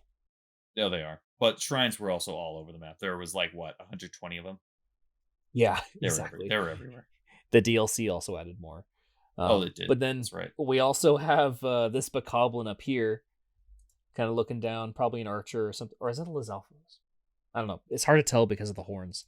Now everything has horns. Uh, Oh, this looks like Pokemon. Those look like Pokemon Stadium gyms. Interesting. I was thinking In a that way. these are probably replacements for the Sheikah Towers proper. They probably are, but just looking at this angle with the lights, they look like a gym or like a stadium. It does kind of look similar. Or these are mining sites. That's a weird mining site just to have that one just cat like jetting Why out else would you structure. have? Why else would you have spotlights on it though? To I mean, maybe mechanically because to show the player where it is at night, yeah, but like it could be in world, it could be because they fear something from the overworld, from the sky stuff. Maybe there's stuff hmm, in the sky that's combating the stuff below, which kind of is like Skyward Sword. could be. Yeah, we see two of them right here, and then also another one barely off in the distance. Oh yeah, that's high up too. I don't even know where we are. I'm And pretty sure there's this that is the surface, but this is like no, somewhere super far away, like some mountain or something. yeah, I'm at where we are relative to Hyrule. Yeah, it's kind of too dark. I'm sure people on Reddit or something have pointed out where exactly all of these locations are, but I can't really tell. It's just somewhere on the surface. And there's another structure that you were alluding to earlier with what looked to be Zelda but wasn't really. Well, I think that this is just a different artwork. I think this is either showing a different character or maybe some kind of mechanic. I am betting it is a sage. You're thinking that they're sages. I think these are gonna be outlines of the different sages that you're gonna be meeting. Now I don't know if this is gonna be because I know the other sages were like all based on the different races that were in Hyrule, or at least if I remember from Ocarina, that's how it kind of felt. Um, and I'm wondering if it's gonna be the same this go around. Because we haven't really seen any other people outside of just landscapes and like enemies. We haven't seen any of the other races. We haven't seen any settlements. We haven't seen No, no. Well, we do later. yeah, Later in this trailer.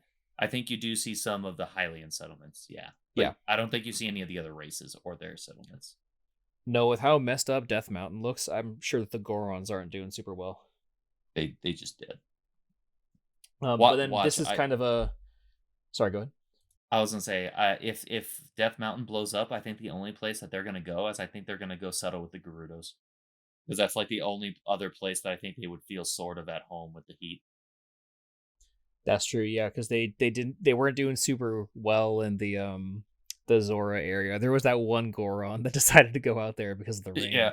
but like because of the rain, they weren't really able to hang out over Hmm. there too much. Um, I can't figure out what this is supposed to be, to be No, completely I honest. don't. Unfortunately, no. It's too far away. It's too pixelated when I blow it up. It almost looks like a single character and then a bunch of other things around him, like four things around him or her, but It's also probably an angle issue where we're seeing it at a weird angle. I don't think we're going to be able to figure that out. It's probably stretched. we see this structure, this sky island. I think that this is somewhere in the like far west part of Hyrule. Like these craters. There's a specific part in Breath of the Hmm. Wild where there's a bunch of craters and you find a lot of the little tiny Talos Talus pebble I guys that you can pick up and Yeah, that's fight. definitely the west side. The far west side. Like I think past Yeah. like the little tundra section. Yeah, this is the tundra Yeah, up yeah. here, I think. And then yeah, and then there's that cliff also. Ooh, That wait a big minute. cliff on the side of the world. Does that mean they're opening up the further edges of Hyrule to be explored? Because Maybe, I I remember don't you know. couldn't go past a certain point. You can't, yeah. So Yeah, maybe you we're can't. actually opening up the world a little bit. That'd be pretty sweet. But anyways, I was just saying this looks a lot like that. I'm pretty sure this is West Hyrule.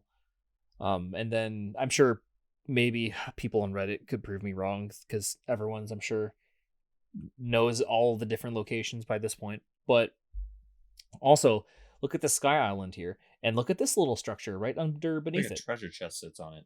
Yeah, it's like another floating island right underneath it. It's like it's almost Hmm. pointing to it or something. Like a treasure chest or a fire or something.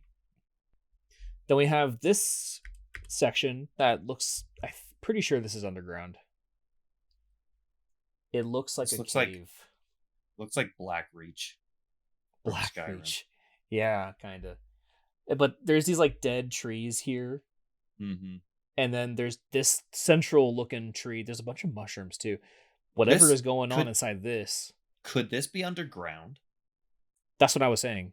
Okay, so this Zelda playable parts, Maybe? Look at maybe. these guys. They're like mining. Yeah, This is a Bokoblin. These little Alphos like guarding it. But this Bokoblin here is like mining. He's got a little pickaxe. He's or hammer. He's yeah. mining. They're actually doing something other than standing around waiting to be And look at attacked. the way that they look. So you played Age of Calamity, but you didn't beat it. And then the Nope. last time we were talking about how in Age of Calamity there was like malice infused guardians and Lionels and stuff like Yeah, that. So these I guys. think that these are malice infused like guys. It does look like it. You can even see it on the specifically on the left one. You can kind of see it pouring out of them on the top. Yeah, and as you like play it, it looks like Oh there's yeah, like that's little flames and definitely stuff coming out of him. definitely So malice, it's like glowing in different parts. So it and it's looks, all over the ground too. yeah, this place is not looking good. One, this looks super tall. Like there's going to be verticality probably, if assuming that this is inside of a cave. This is definitely not a part that we've seen in Breath of the Wild. But No, assuming this is inside of a cave, which I'm pretty sure it is, because look at these like stalactite or stalagmites, yeah, stalagmites, stalactite, I think. Oh, stalag. stalactites are from the. I think it's I think you're tights. right. Tights and then mites are on the ground, right? Yeah, Sure. yeah, I think so. So the stalactites are like we see them right above, and then we see Yeah, yeah. these stalagmites on the bottom.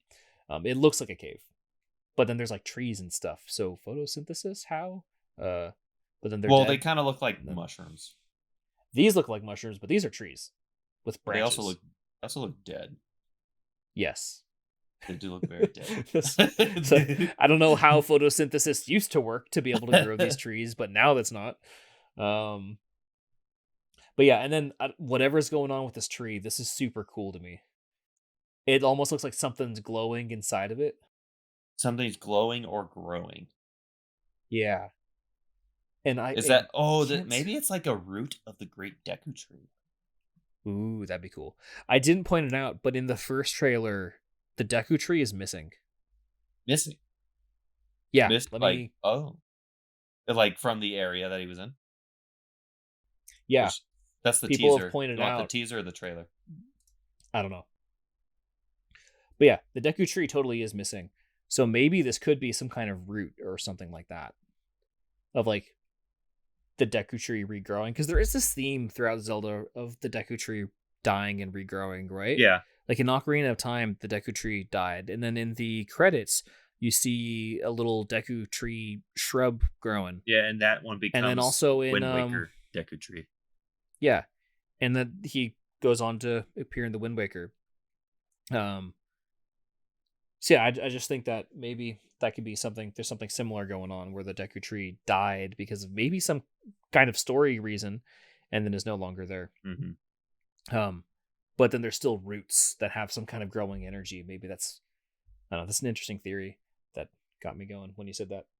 Anyways, something else I wanted to point out in this shot, these little ghost looking things. Spirits. I Uh, these little tiny flames, these blue spirit looking things. yeah.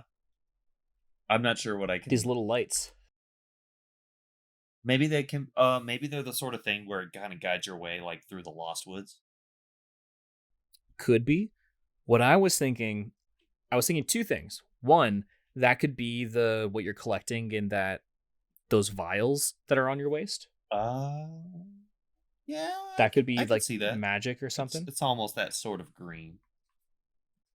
Or I was thinking that they could be similar to how in Skyward Sword and in uh, Twilight Princess, you can go into this kind of alternate version of the world, like the Twilight Realm version of the world, and you're Yeah, picking up these little tears, these little what are they called? I think they're literally called tears yeah, yeah. in both games. So you pick them up to like solve the puzzle basically. And I think that that could be a similar deal here with these like malicey looking enemies. They're clearly not the enemies that we see in the overworld. And this being more under of an underground area, you could be trying to collect these things, although they're all kind of grouped together. Which makes me think It that feels less it's puzzly. yeah, it's probably more of a collect it to power ups or like inventory equipment, sort of kind of like Yeah. rupees, but not really rupees. Or maybe you're just filling up a gauge and Yeah. this is like a fun way to run around and collect them, but there's a bunch of these little pools all over the place. Hmm. Anyways, that was just an idea that I had. Um, I don't know whether or not, or maybe these are the tiers of the kingdom because this literally called tiers in other games.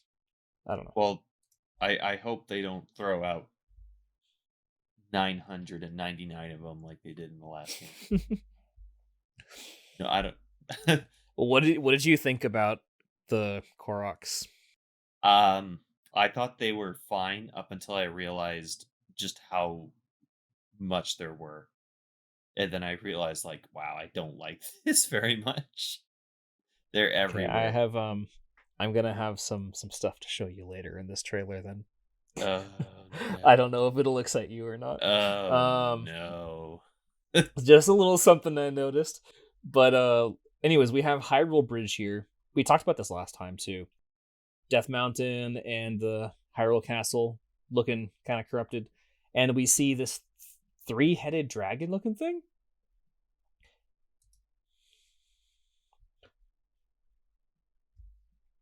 Yeah, Gleeok has appeared in several different games, so it's cool to see a three-headed dragon here guarding Especially something on guarding a Hyrule. bridge.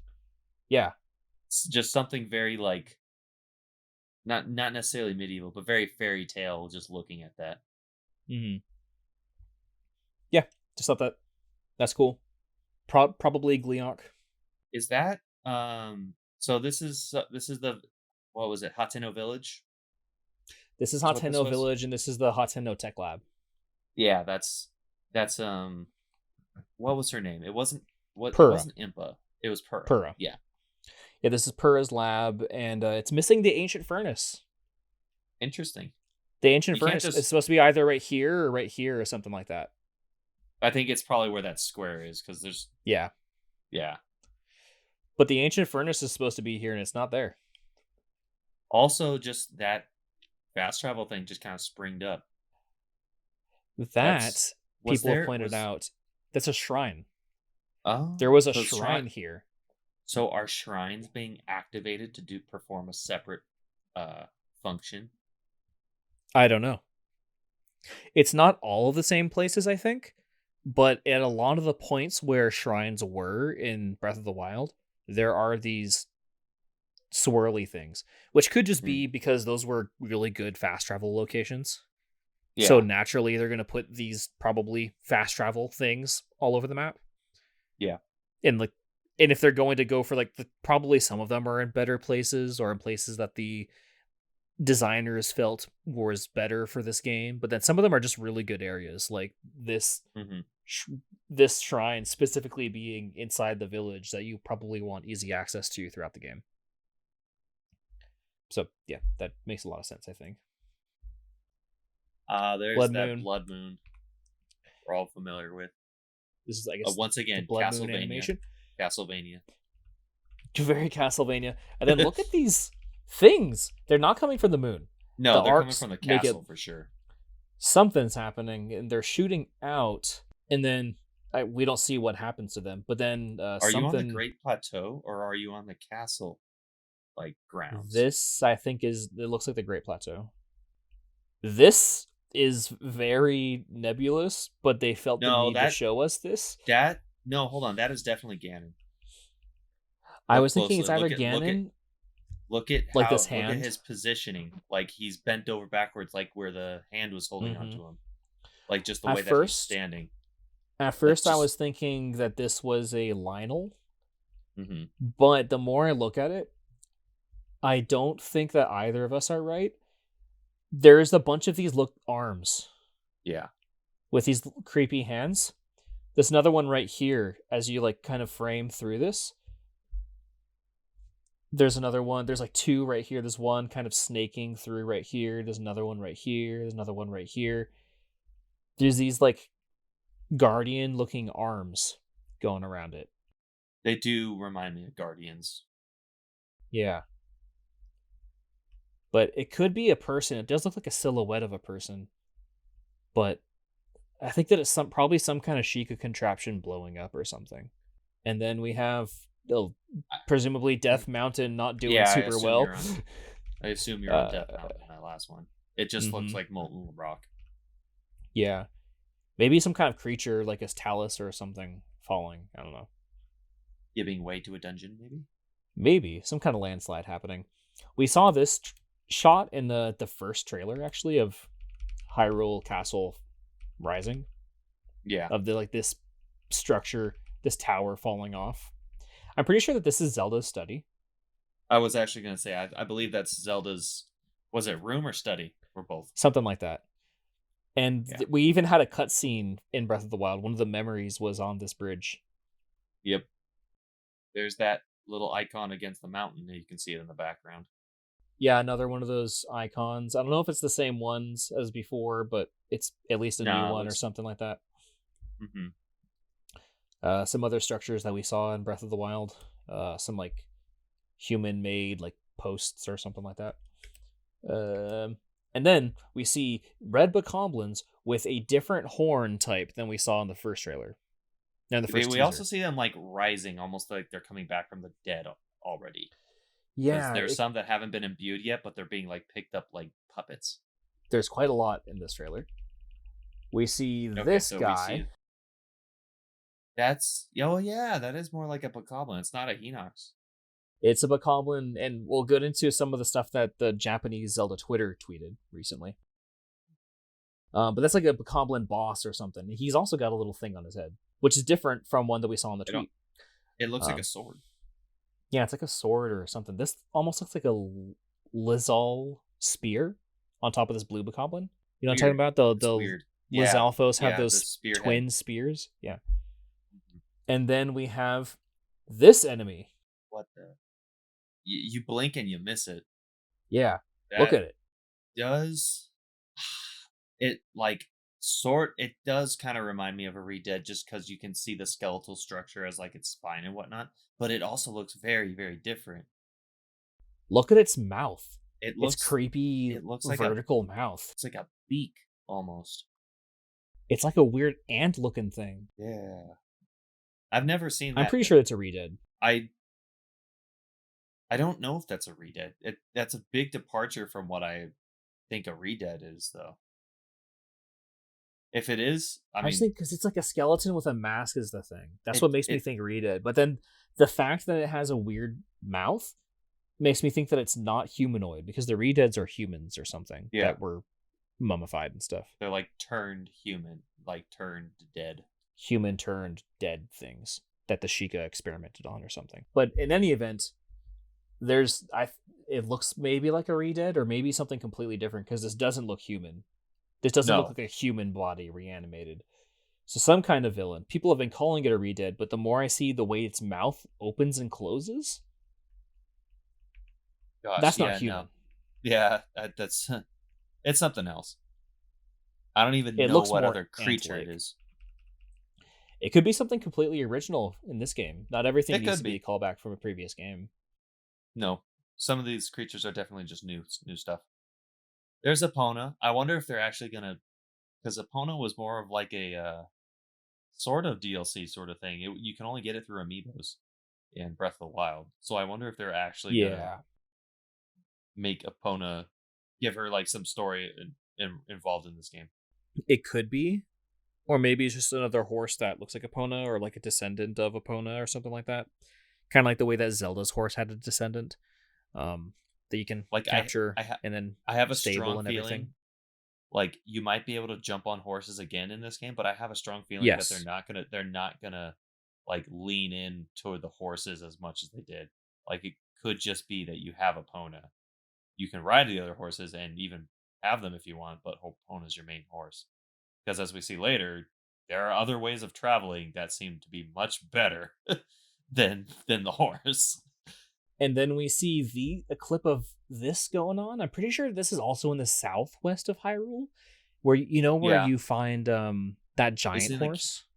yeah, these that's where Ganondorf's horse is, the giant gray one with Yeah, the orange mane. yeah. What we like to call the Ganondorf horse.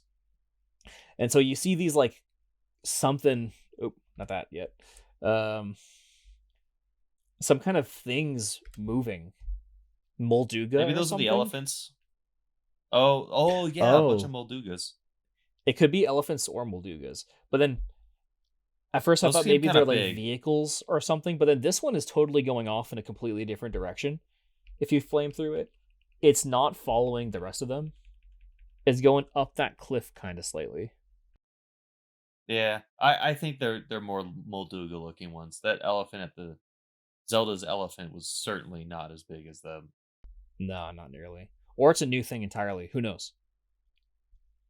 They felt it important enough to include it in a trailer at least. Yeah, Then there's this. upgrades. You think it's upgrades? I think it's gonna be like an upgrade thing, where like you get in there and then it's gonna upgrade your arm. They're gonna like tinker with you. Upgrade your arm in some meaningful way. So Yeah, it looks kind of like an ancient kind of thing, but the more I look at it, it looks like something that either Pura or Robbie made, the Sheikah made, I think like kind of tech labby. they either made it or they fixed it. Yeah, or somehow otherwise like repurpose something. Yeah, Like that's kind of both of their whole deal is that they repurpose ancient Sheikah stuff. and you can see it in the front. Isn't that like the slate, or is that something else? It's different. It's That not an arm. It's not an arm. it's something coming up. It looks like a spool of wire or something to me. Press play. Let's see. Did they show anything Uh, else? Oh no, they didn't show anything. Okay. no, not too much. Well, he's definitely in a Sheikah area. You see the Sheikah logo in the back. Yeah, the eye and all these little what are these called? The paper talismans. Um Talismans. anyways, we get another There's the big. shot, yeah, of this They even boss. have they even have drums of war. Is Yeah. that what they're doing? They're drumming. He has a That's horn. cool. Oh no, they're not drumming. Oh, okay. I thought no, they're just swinging their sword and shield. I thought they had drums. No, he has a horn though. He's like a battle horn. He's also carrying a massive sword. That's fun. So that's going to be an interesting enemy to try to tackle. He has like an axe on I his wonder head. if I wonder if he play even though he's really big, I wonder if he plays support and like blows the horn and increases everybody else's attack. Maybe something like that, yeah. Or like gives them the malice upgrade or something. Link is running away from a Hinox. They Even the Hinox they has a all thing. have yeah, they all have weapons on their heads. Yeah. Or like it's so weird. Is that like their way of saying, "Hey, look, when you kill this thing, you're going to get a weapon?" Like they're like letting you know what weapon Maybe. you're getting? But we do see, you know how they often had like things around their necklaces that you can take if you're sneaky Yeah. enough? This guy totally has something on his neck. That looks definitely like a craftable material. You break it and you take like little ore pieces. Yeah, or like kind of goo or something to craft stuff. Another shot of Hyrule. He's running. Then we have this shot. This is very similar to Skyward Sword, where the first time we see a Yeah. Kargarok is him carrying a Bokoblin. That's like your first, like one of the Yeah. first things you have to fight. And he's also carrying a Yeah. little It axe, a little stone axe that we didn't see in Breath of the Wild. A new weapon. yeah. We did see that in a trailer though. He had it on his back when he was climbing that one Yeah, similar structure. looking one. Mhm. So they're that air delivery enemies, like fighting some moblins, and this thing. This thing's interesting. So I looking at it right now, I don't even know where you normally Zelda games kind of give you like this big old The hint of weak like, spot. ooh, look at this really big eyeball. Here's the weak spot. I don't know what the weak spot is for I think this. it's right here. Either oh, okay. Sneaky I trailer, right? bare barely noticed It's a that. sneaky trailer. I thought you had to like blow the whole thing up in order to find its core or something. But okay, then I have found it. This is a cool looking fight. Yeah. That's definitely just some rando boss on the overworld. You probably run into a lot of them. Probably. Kind of like the Hinox when you first played Breath of the Wild. I was thinking Like not all the time, but like sporadically. I was thinking that it was probably because this is a sky island. That maybe this is kind of Yeah. similar to the tests of strength shrines, where Yeah. you fight those Maybe little actually make guardians. those shrines unique. Yeah, where you're not just fighting like different powered versions of them. Maybe this is something similar to that. Mm-hmm. Shot of Ganon, Link looking cool, introspective, so profound.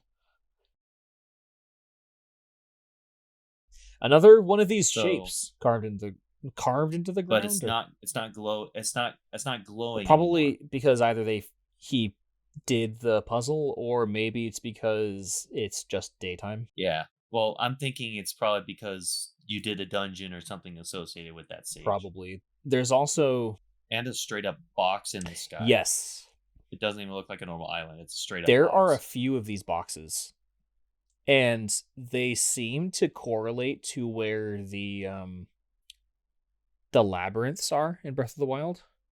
Those Zonai Mhm. labyrinths. Yeah, those were box shaped too. So maybe they got picked up in the air and there's Yeah, extra ones. they seem to correlate exactly to where those things are. This looks cool. Look at this. He shoots in one direction. Yeah, just heat Yeah, seeking. heat-seeking missiles. Heat seeking arrows. Headshot, too. Nice. That's fun. There's that box in the sky again. This looks like some kind of mining encampment. No, that looks like straight like Pumpkin Hill from Sonic Adventure 2 with the whole grinding and everything. Oh yeah, it is kind of radical. It looks like they put some kind of block, just a box there to stop him in case he came by this way. So that sounds like you're going to be doing this a lot. Yeah, And probably. you're shield surfing. The one Yeah. thing I really want out of this game is don't I don't want my shield to break while shield surfing anymore.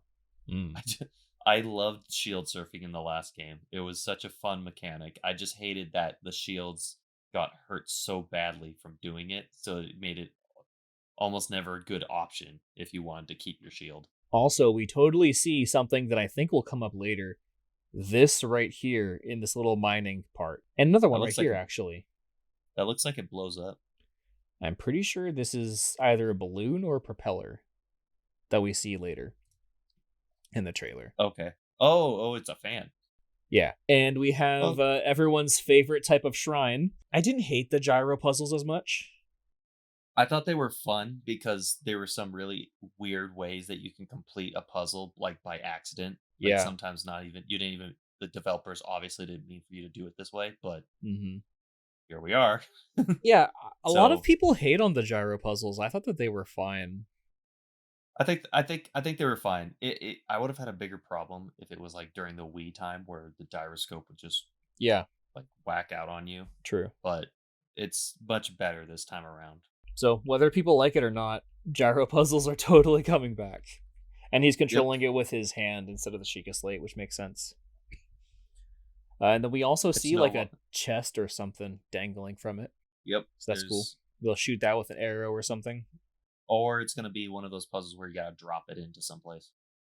It Kinda like could a whip be it around.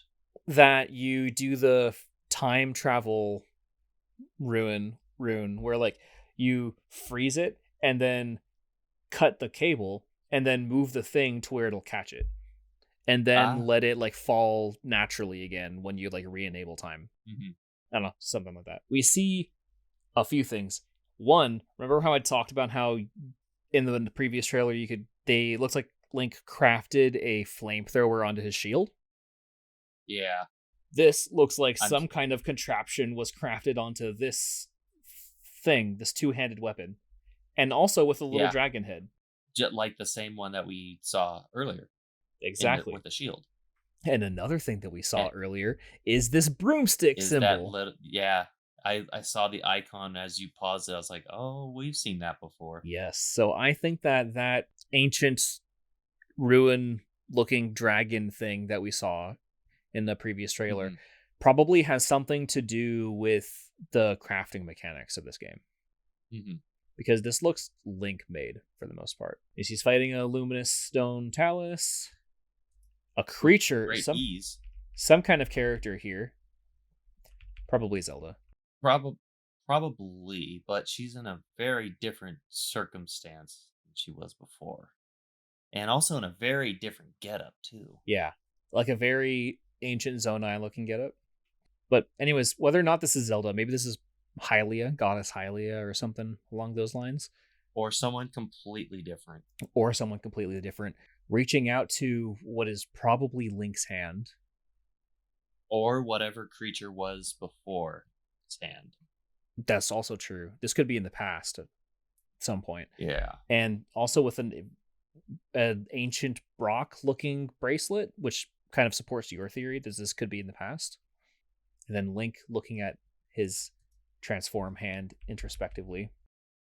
Okay, here comes Banjo Kazooie nuts Yeah, and here bolts. comes Zelda nuts and bolts. So some kind of Magnesis type ruin pulling out a wheel, and then Yep. this Now, nonsense. okay, so my favorite part of Breath of the Wild was exploring Breath of the Wild in like any capacity, whether it was gliding, shield surfing, horse riding, or any of it.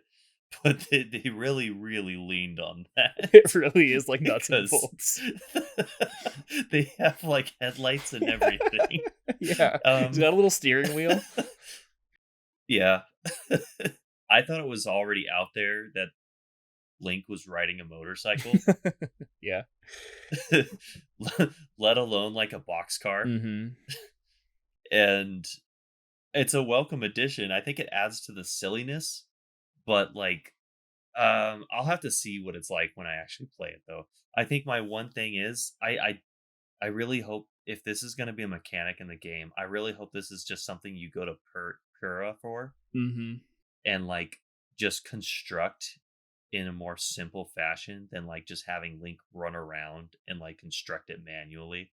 So I I I really don't want it to be like a thing that Link just has to do himself. I want to be able to just save my I creations. think that you could be right, but here's a couple of things. I don't know. I don't think so. So, one, we see that same symbol, that broomstick bell. What did I call it Yeah. before? The kind of bell instrument, Shinzo something like Bell? that. I don't recall what you said. You see that same symbol right here on the side of the wheel. so it looks pretty Yeah. constructed.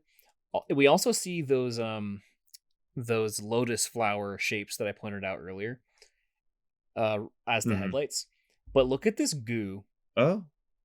This goo makes it look Oh. extremely like Link himself crafted this.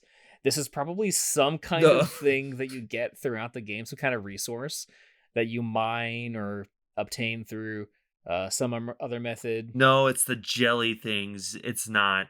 It's the jelly guys. You kill the jelly guys. So you kill the jelly guys. The choo-choos. You kill the choo-choos. That's what that I is. was thinking it was that thing around that Hinox's neck that we saw earlier No, that we were running away from. no, that's I feel like it's different. That's definitely choo-choo jelly. That's gonna be like the glue to use for all It's of your green. stuff. Choo Choo Jelly is blue or red, yellow. There's multiple different choo-choos. So you There think that used to they're be going to make a green new ones, and one Majora's Mask there's green ones. Yeah, there's gonna be a lot of different choo-choos. in this game, you think? Okay.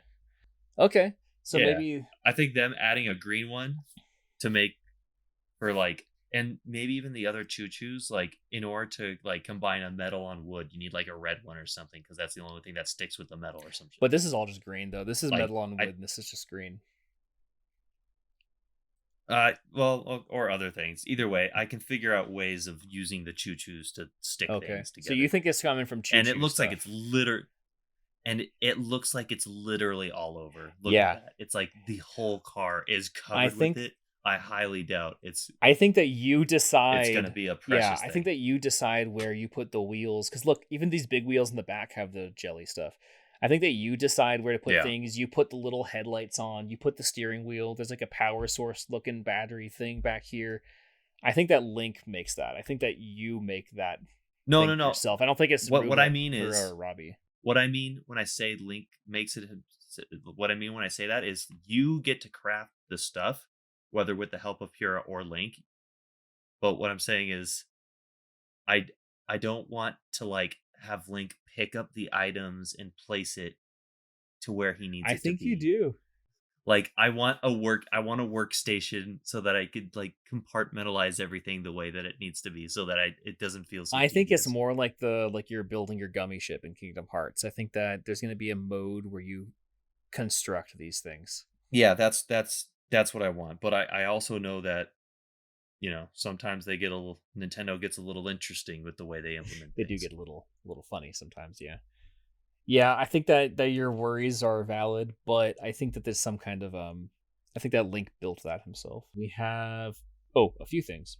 There's a hole in between these mountains. I don't think that this is something new. This is like a hole that happened in the mountain. Like something shot through Maybe it. that maybe maybe that was during the war with Ganon with the Great Beast being reactivated. They like hit a mountain But that's not in Breath of the Wild. during well, at the end of Breath of the Wild, don't they like spat out a bunch of beams at Oh, you're Ganondorf saying that maybe this is just collateral during damage that from time? Yeah, this is just the like the finale after. of Breath of the Wild. Yeah, Okay. yeah, that there were some things that just they did that affected the land. Oops. Yeah, we also see another of those towers. They're everywhere. Mhm. Another Oh my probably god, Link look at made thing. I know. Look at yeah, this. This. look at that thing. Look at that's interesting. That looks Yeah. fun. This could be the maze in the Hebrew region. Um, Yeah, that it went from block mode to like kind of being expanded out. yeah. That could be what that is. I think that that's super cool. And we, in order to get up to it, we have a little hot air balloon, which is just so cute. It's fun to look at. I don't know to I think obviously you're gonna work your way up to creating all these things, and maybe they can only travel certain altitudes depending on what you have. So like it can't just, the moment I get the air thing, I can just break the game, right? Like it's probably gonna be, hey, this one can only get this high because it's an air balloon. It can't go that high. Mm-hmm. So that's how I think Nintendo is gonna get around people trying to really jump to the end. Mm-hmm. Yeah, the further you get, the more in the game, the more advanced kind of things you can build too. And we see this. Oh God. For one, Like, look at all those structures, and I'm assuming Yeah. those are either waterfalls or, like, Malice Falls or, like, It's probably I something don't like know. that. But also that orb thing gives me Destiny vibes. What's that all about? Yeah. I don't Um, know. It does kind of feel like Destiny.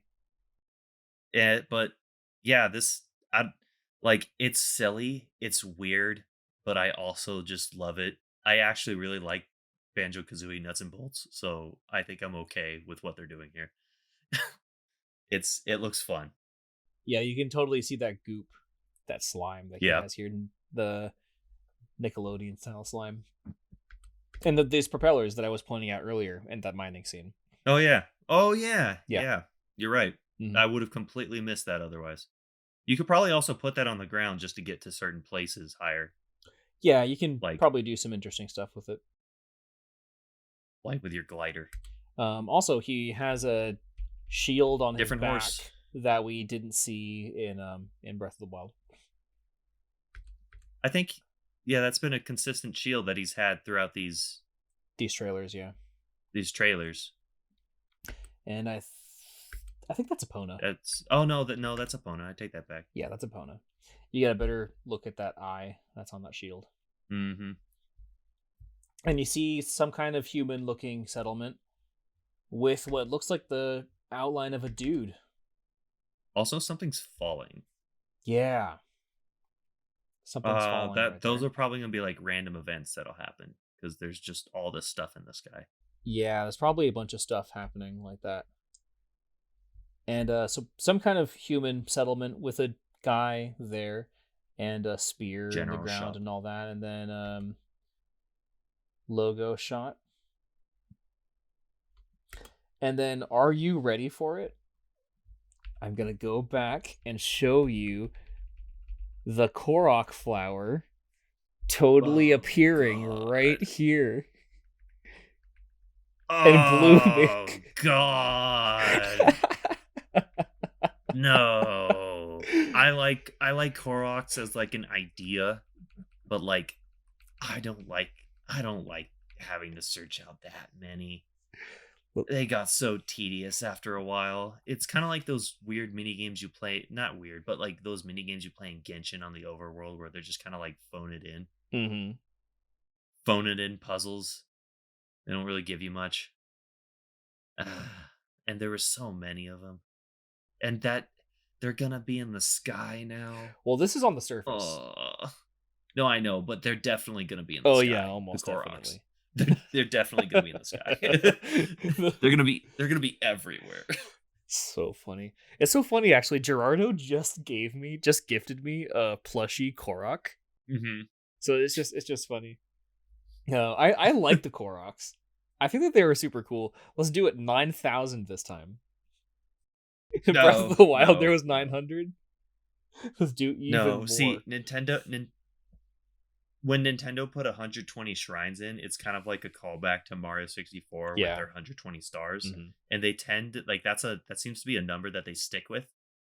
So, I will accept no more than 120 Koroks. They did 900 I though. think that is a I know they need to drop that shit by 780 because that's way too much. Way too much. Yes, the world's big, but we don't need 900 of them. I liked the Koroks. I like I totally get it I though. like my first 120. I'm not delusional. Um. Anyways, we see what I think is probably one of those swirly things right here, Mhm. but not activated because it has a similar shape, Yeah, but it but I can't. I There's think something in so. the way, or at the very least, the lighting is in the way because I can't really get a good look at it. But Yeah, it's because the sun yeah, is behind it, so we're only this, seeing the silhouette. Kind of, we're seeing like the shadow. yeah, the lighting's hard. But I think that's totally what this is. I can see the green coming off from it. I can see that. Like it needs to activate it or solve some kind of puzzle to activate Hmm. it or something. There's a There is a little bit little more. bit more. There's a post-credit scene. This is like The Master Sword, not super messed up, but starting yeah, to the get malice messed got up. spilt all over it, and it's glowing. Fi is having trouble. And it is glowing. Yeah. And then something's coming out of Ganondorf's. This reminds me of so much of Princess Mononoke. It does, and straight up, I'm pretty sure there was a lot of inspiration for it, whether in an interview or you can just directly see it. I think that Fujibayashi, I think that's how you say his name, Fujibayashi, mentioned before that he had Is that the art a lot director? of Studio Ghibli inspiration. No, he's the director. Oh, okay. He had a lot of Ghibli inspiration, but specifically Princess Mononoke. Yeah, And this just reminds me a lot of Princess Mononoke. This part here, I can see it. Link's arm is messed up now, whereas in this shot, his arm is not messed up yet. Oh No, no, it is. It's it's a it's little it's messed up. pretty damaged. He's holding it. He's holding his arm. The Master Sword. Something happened to that side of his body, And it and looks then like Demise's like that giant weird form that he takes on, the one that looks like a giant like worm, big fat the worm. imprisoned. Yeah, the imprisoned. It kind of looks like that, like the skin of Mm. that. If it was a little bit more festery. Yeah, or just turning around to probably save Zelda. Yeah.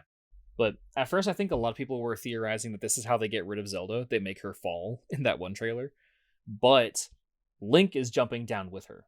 He dropped his torch and is jumping down with her. Well, the other weird hand grabs him. So this could be the part where like the weird hand decides to grab him, which means he doesn't get to grab Zelda. So like the hand Mm-hmm. inadvertently kind of like separates them. Could be, but his hand is already messed up in this shot. Well, that hand is messed up, yeah, but that's not the hand that the green hand grabs him with. Oh, okay, I see what you mean. Yeah, that's true. That could be true. And May, which Mhm. is really not that far away. And after kind of looking through kind of the way that this game looks, I'm also really hoping that they optimize this game more for and do a little bit more graphically or performance wise as compared to the first I Breath hope. of the Wild. I hope so. Um, because Just I to know kind that of the first Breath of the Wild was made on the Wii U, so there was probably a lot of tailoring to that console. maybe, yeah. So hopefully with this one, with this only being on Switch, they were able to really like hammer away the tech involved with the Switch to get this to perform the best it possibly could. Maybe, yeah. Um, so just to kind of talk about some of the stuff, some of the lines that the characters have been saying throughout the trailer. At this point, Ganondorf, what we're assuming to be Ganondorf, says, "Rise, rise, my servants, sweep over Hyrule and eliminate this kingdom and her allies. Leave no survivors." The "and her allies" part is interesting. So, is there Hmm. maybe other kingdoms that are going to be involved in this story, or is it just talking about the characters themselves, like in living in Hatena Village and stuff like that? I feel like they're probably talking about the Zora and Gerudo and the Gorons. I was gonna say the Daruks, but no, that's a character. The Gorons and um, the bird guys. oh yeah, the bird guys as well. Yeah. What were they called? I know. Why am I Hmm. blanking so much? bird people. Rivali's kin. The Rivalikin. Yeah, bird Um, folk.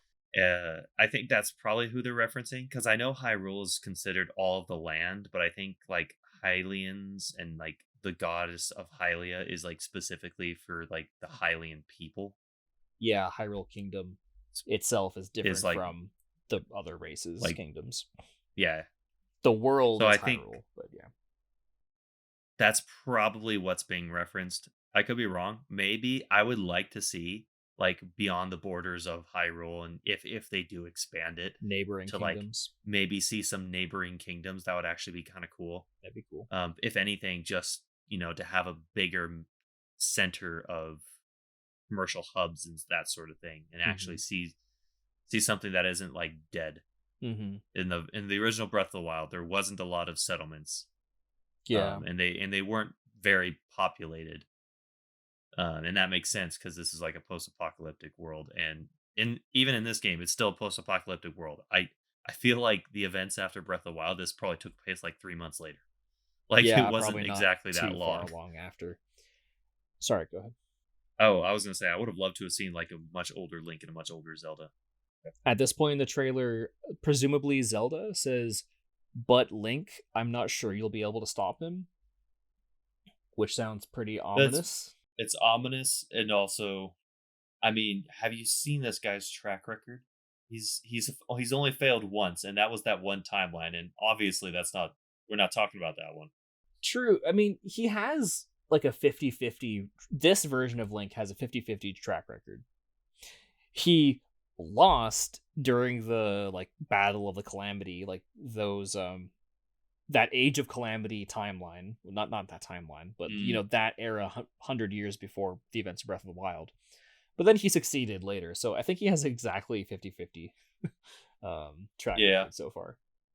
so I guess the odds aren't that great. And then this point in the trailer, when he's reaching out to save Zelda, to grab for Mhm. Zelda, she said she's not talking to Link anymore. She's talking to someone else, saying, "Please lend him your power." It That's either going to be the hand or whatever that hand, like the green hand, symbolizes, or whoever that person is, or it could be a callback. Maybe it's Fi. It could be The Fi, it Master could Sword be comes out. Goddess Hylia, it could be a lot of things. If they kill Zelda, I'm there's gonna be some rioting. Like if she actually just dies, Yeah, if she actually canonically dies. That's what I thought she just that dies. That's what I thought that the ending of Breath of the Wild was going to be, because it's 100 years later and all the other characters Yeah. died. So How do you look so good, Zelda?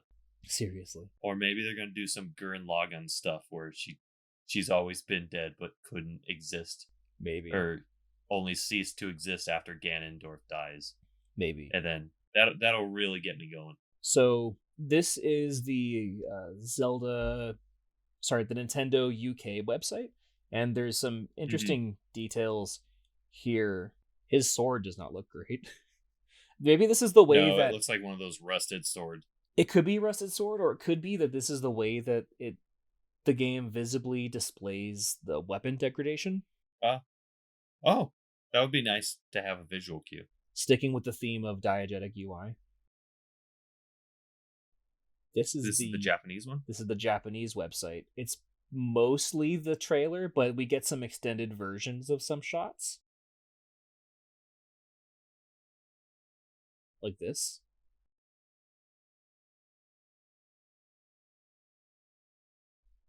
And this goes around more so we can get a better look at this ridiculous Nuts and machine. bolts. All of these machines that he's making. This island looks super cool in this website view thing. Yeah. Another cube. Some really cool vertical looking islands. This ball right there. You really are high up in Yeah. the air. You're high in the sky. Like just actually looking at just how high up you are, I'm like, it reminds me of like the ridiculous heights that you can get when you like cheese Breath of the Wild and like launch yourself super high, or like somehow put the Octorok balloons on certain objects to just rise you high up in the air. We get a good look of the collector's edition, which I have pre-ordered personally, Mm-hmm. which is kind of cool. Nice. It's nice to see a steelbook, some kind of tablets or something. I can't I translate have that. no idea what that is. Steel poster, art book, the game, and obviously the box. It's not as cool as the Breath of the Wild collector's edition, which literally came with a Master Sword, but still pretty sweet. Yeah, steel box is always nice. And then on the Zelda Japanese Twitter, we have some new artwork that also has some interesting stuff added to it. This right here, if we translate this, so this is the Bokoblin boss. And the reason why we Yeah. know it's a Bokoblin boss and not like a new enemy is because in it literally says Oh. Boss Bokoblin when you translate it. Oh, okay. Well, it is a new enemy. Just Yeah. it's not a It's not a different race. Exactly, yeah. Type of monster that lives in Hyrule. Among them, the heavyweight monsters that lead their minions are called Boss Bokoblin and have been cited frequently recently. We have Zelda It's a nice shot of Zelda. holding An something. Looks upgraded like a Sheikah Sheikah Slate. Slate, but I was thinking, you know how the Sheikah Slate was based on the Wii U gamepad? Yeah, This, well, that's clearly based on the yeah, this Switch. is way smaller, and you can kind of see the Joy Cons. Yeah, And that's quite clearly the Switch. Or they can still pass it off as a Sheikah Slate. It's just Zelda's Sheikah Slate. exactly, I was thinking about the Sheikah Slates that she equips in Age of Calamity are all kind of different. So Hmm. there's different kinds of Sheikah Slates or different attachments you can put onto them. Maybe this is something that Okay, Pura so or this. Robbie kind of crafted for her. Who knows? Which it's kind of weird that she has that, but like Link doesn't have the equivalent. Yeah, It's just his hand. I know. So this is why I'm saying it. There could very much well be situations where you play a Zelda. I don't think you're wrong. Princess of Hyrule Kingdom, you seem to have something unfamiliar in your left hand. When I said left, I was thinking, you mean a torch? No, from her perspective, her left. Yeah, yeah. We have some really cool art of Link, the protagonist of The Legend of Zelda Tears of the Kingdom. The appearance can seem to change from previous work, but what exactly happened? He just looks so Greek. Yeah. Like I'm looking at him and I'm thinking of Hercules. I think like Mayan or something like that. Mayan or Aztec, something along those lines. With the arm and the symbols, yeah. But I'm just thinking of the You I think it don't know. looks more like a It just toga? seems Greek. Yeah, I think it looks like a toga. You can also see the thing on his hip, just barely, with Hmm. the little canisters. And I think, we have this. Some of the amiibo That's functionality. cool. If you touch an amiibo with Tears of the Kingdom, you may get materials and weapons, as well as parasail fabric, depending on the character you touched. At a certain shop, you can change the fabric of the parasail. The Majora's Mask one's really cool. Yeah, this is the official Tears of the Kingdom amiibo, the Rider Link amiibo. This one's super cool, the Skyward Sword one. And then, Skyloft. yeah, this That freaking one. one looks That sick. one's cool. That Wow. one's sick. They. It should have been like little tentacles though coming out. That would be cool, yeah. And then we get a better look of the Tears of the Kingdom amiibo. And interestingly, it's the same artwork that they had. They had a statue at some Japanese expo of basically this exact Link in this exact same pose, a life-size statue, and he doesn't have the little thing on his hip. Weird. Yeah, Maybe this was in design before they really finalized some things, or they just didn't want to show off too much.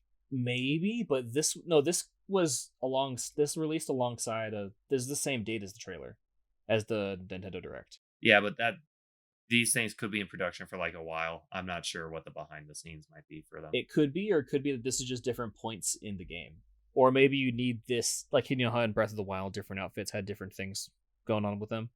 Yeah. This could be this outfit's mechanic has something to do with these little files. I wonder if Link will actually ever get his arm back in the game. If he's just permanently like, well, I guess I just have this hard to wash arm.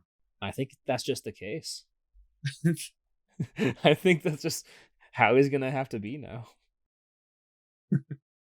But anyways, that's pretty much all we have for this episode. I don't know what this episode was. It was just talking It was about. it was more like an extensive view on everything we have seen leading up to Tears of the Kingdom, that we're aware of anyway.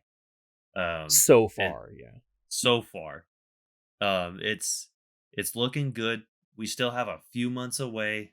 They could do a lot. I think they could definitely do one more trailer. I really want to hear more of the Ganondorf's voice because I just want I just want to hear it more so I can have an understanding as to how much I feel for it. Mm. But the mechanics look fun. I really like that. Some people might not. I like the nuts and bolts feel of crafting your own. I think Your it's super own. cool. Yeah. I think it's fun. It was my favorite part about Breath of the Wild was just exploring the land and going around and doing things. Mm-hmm.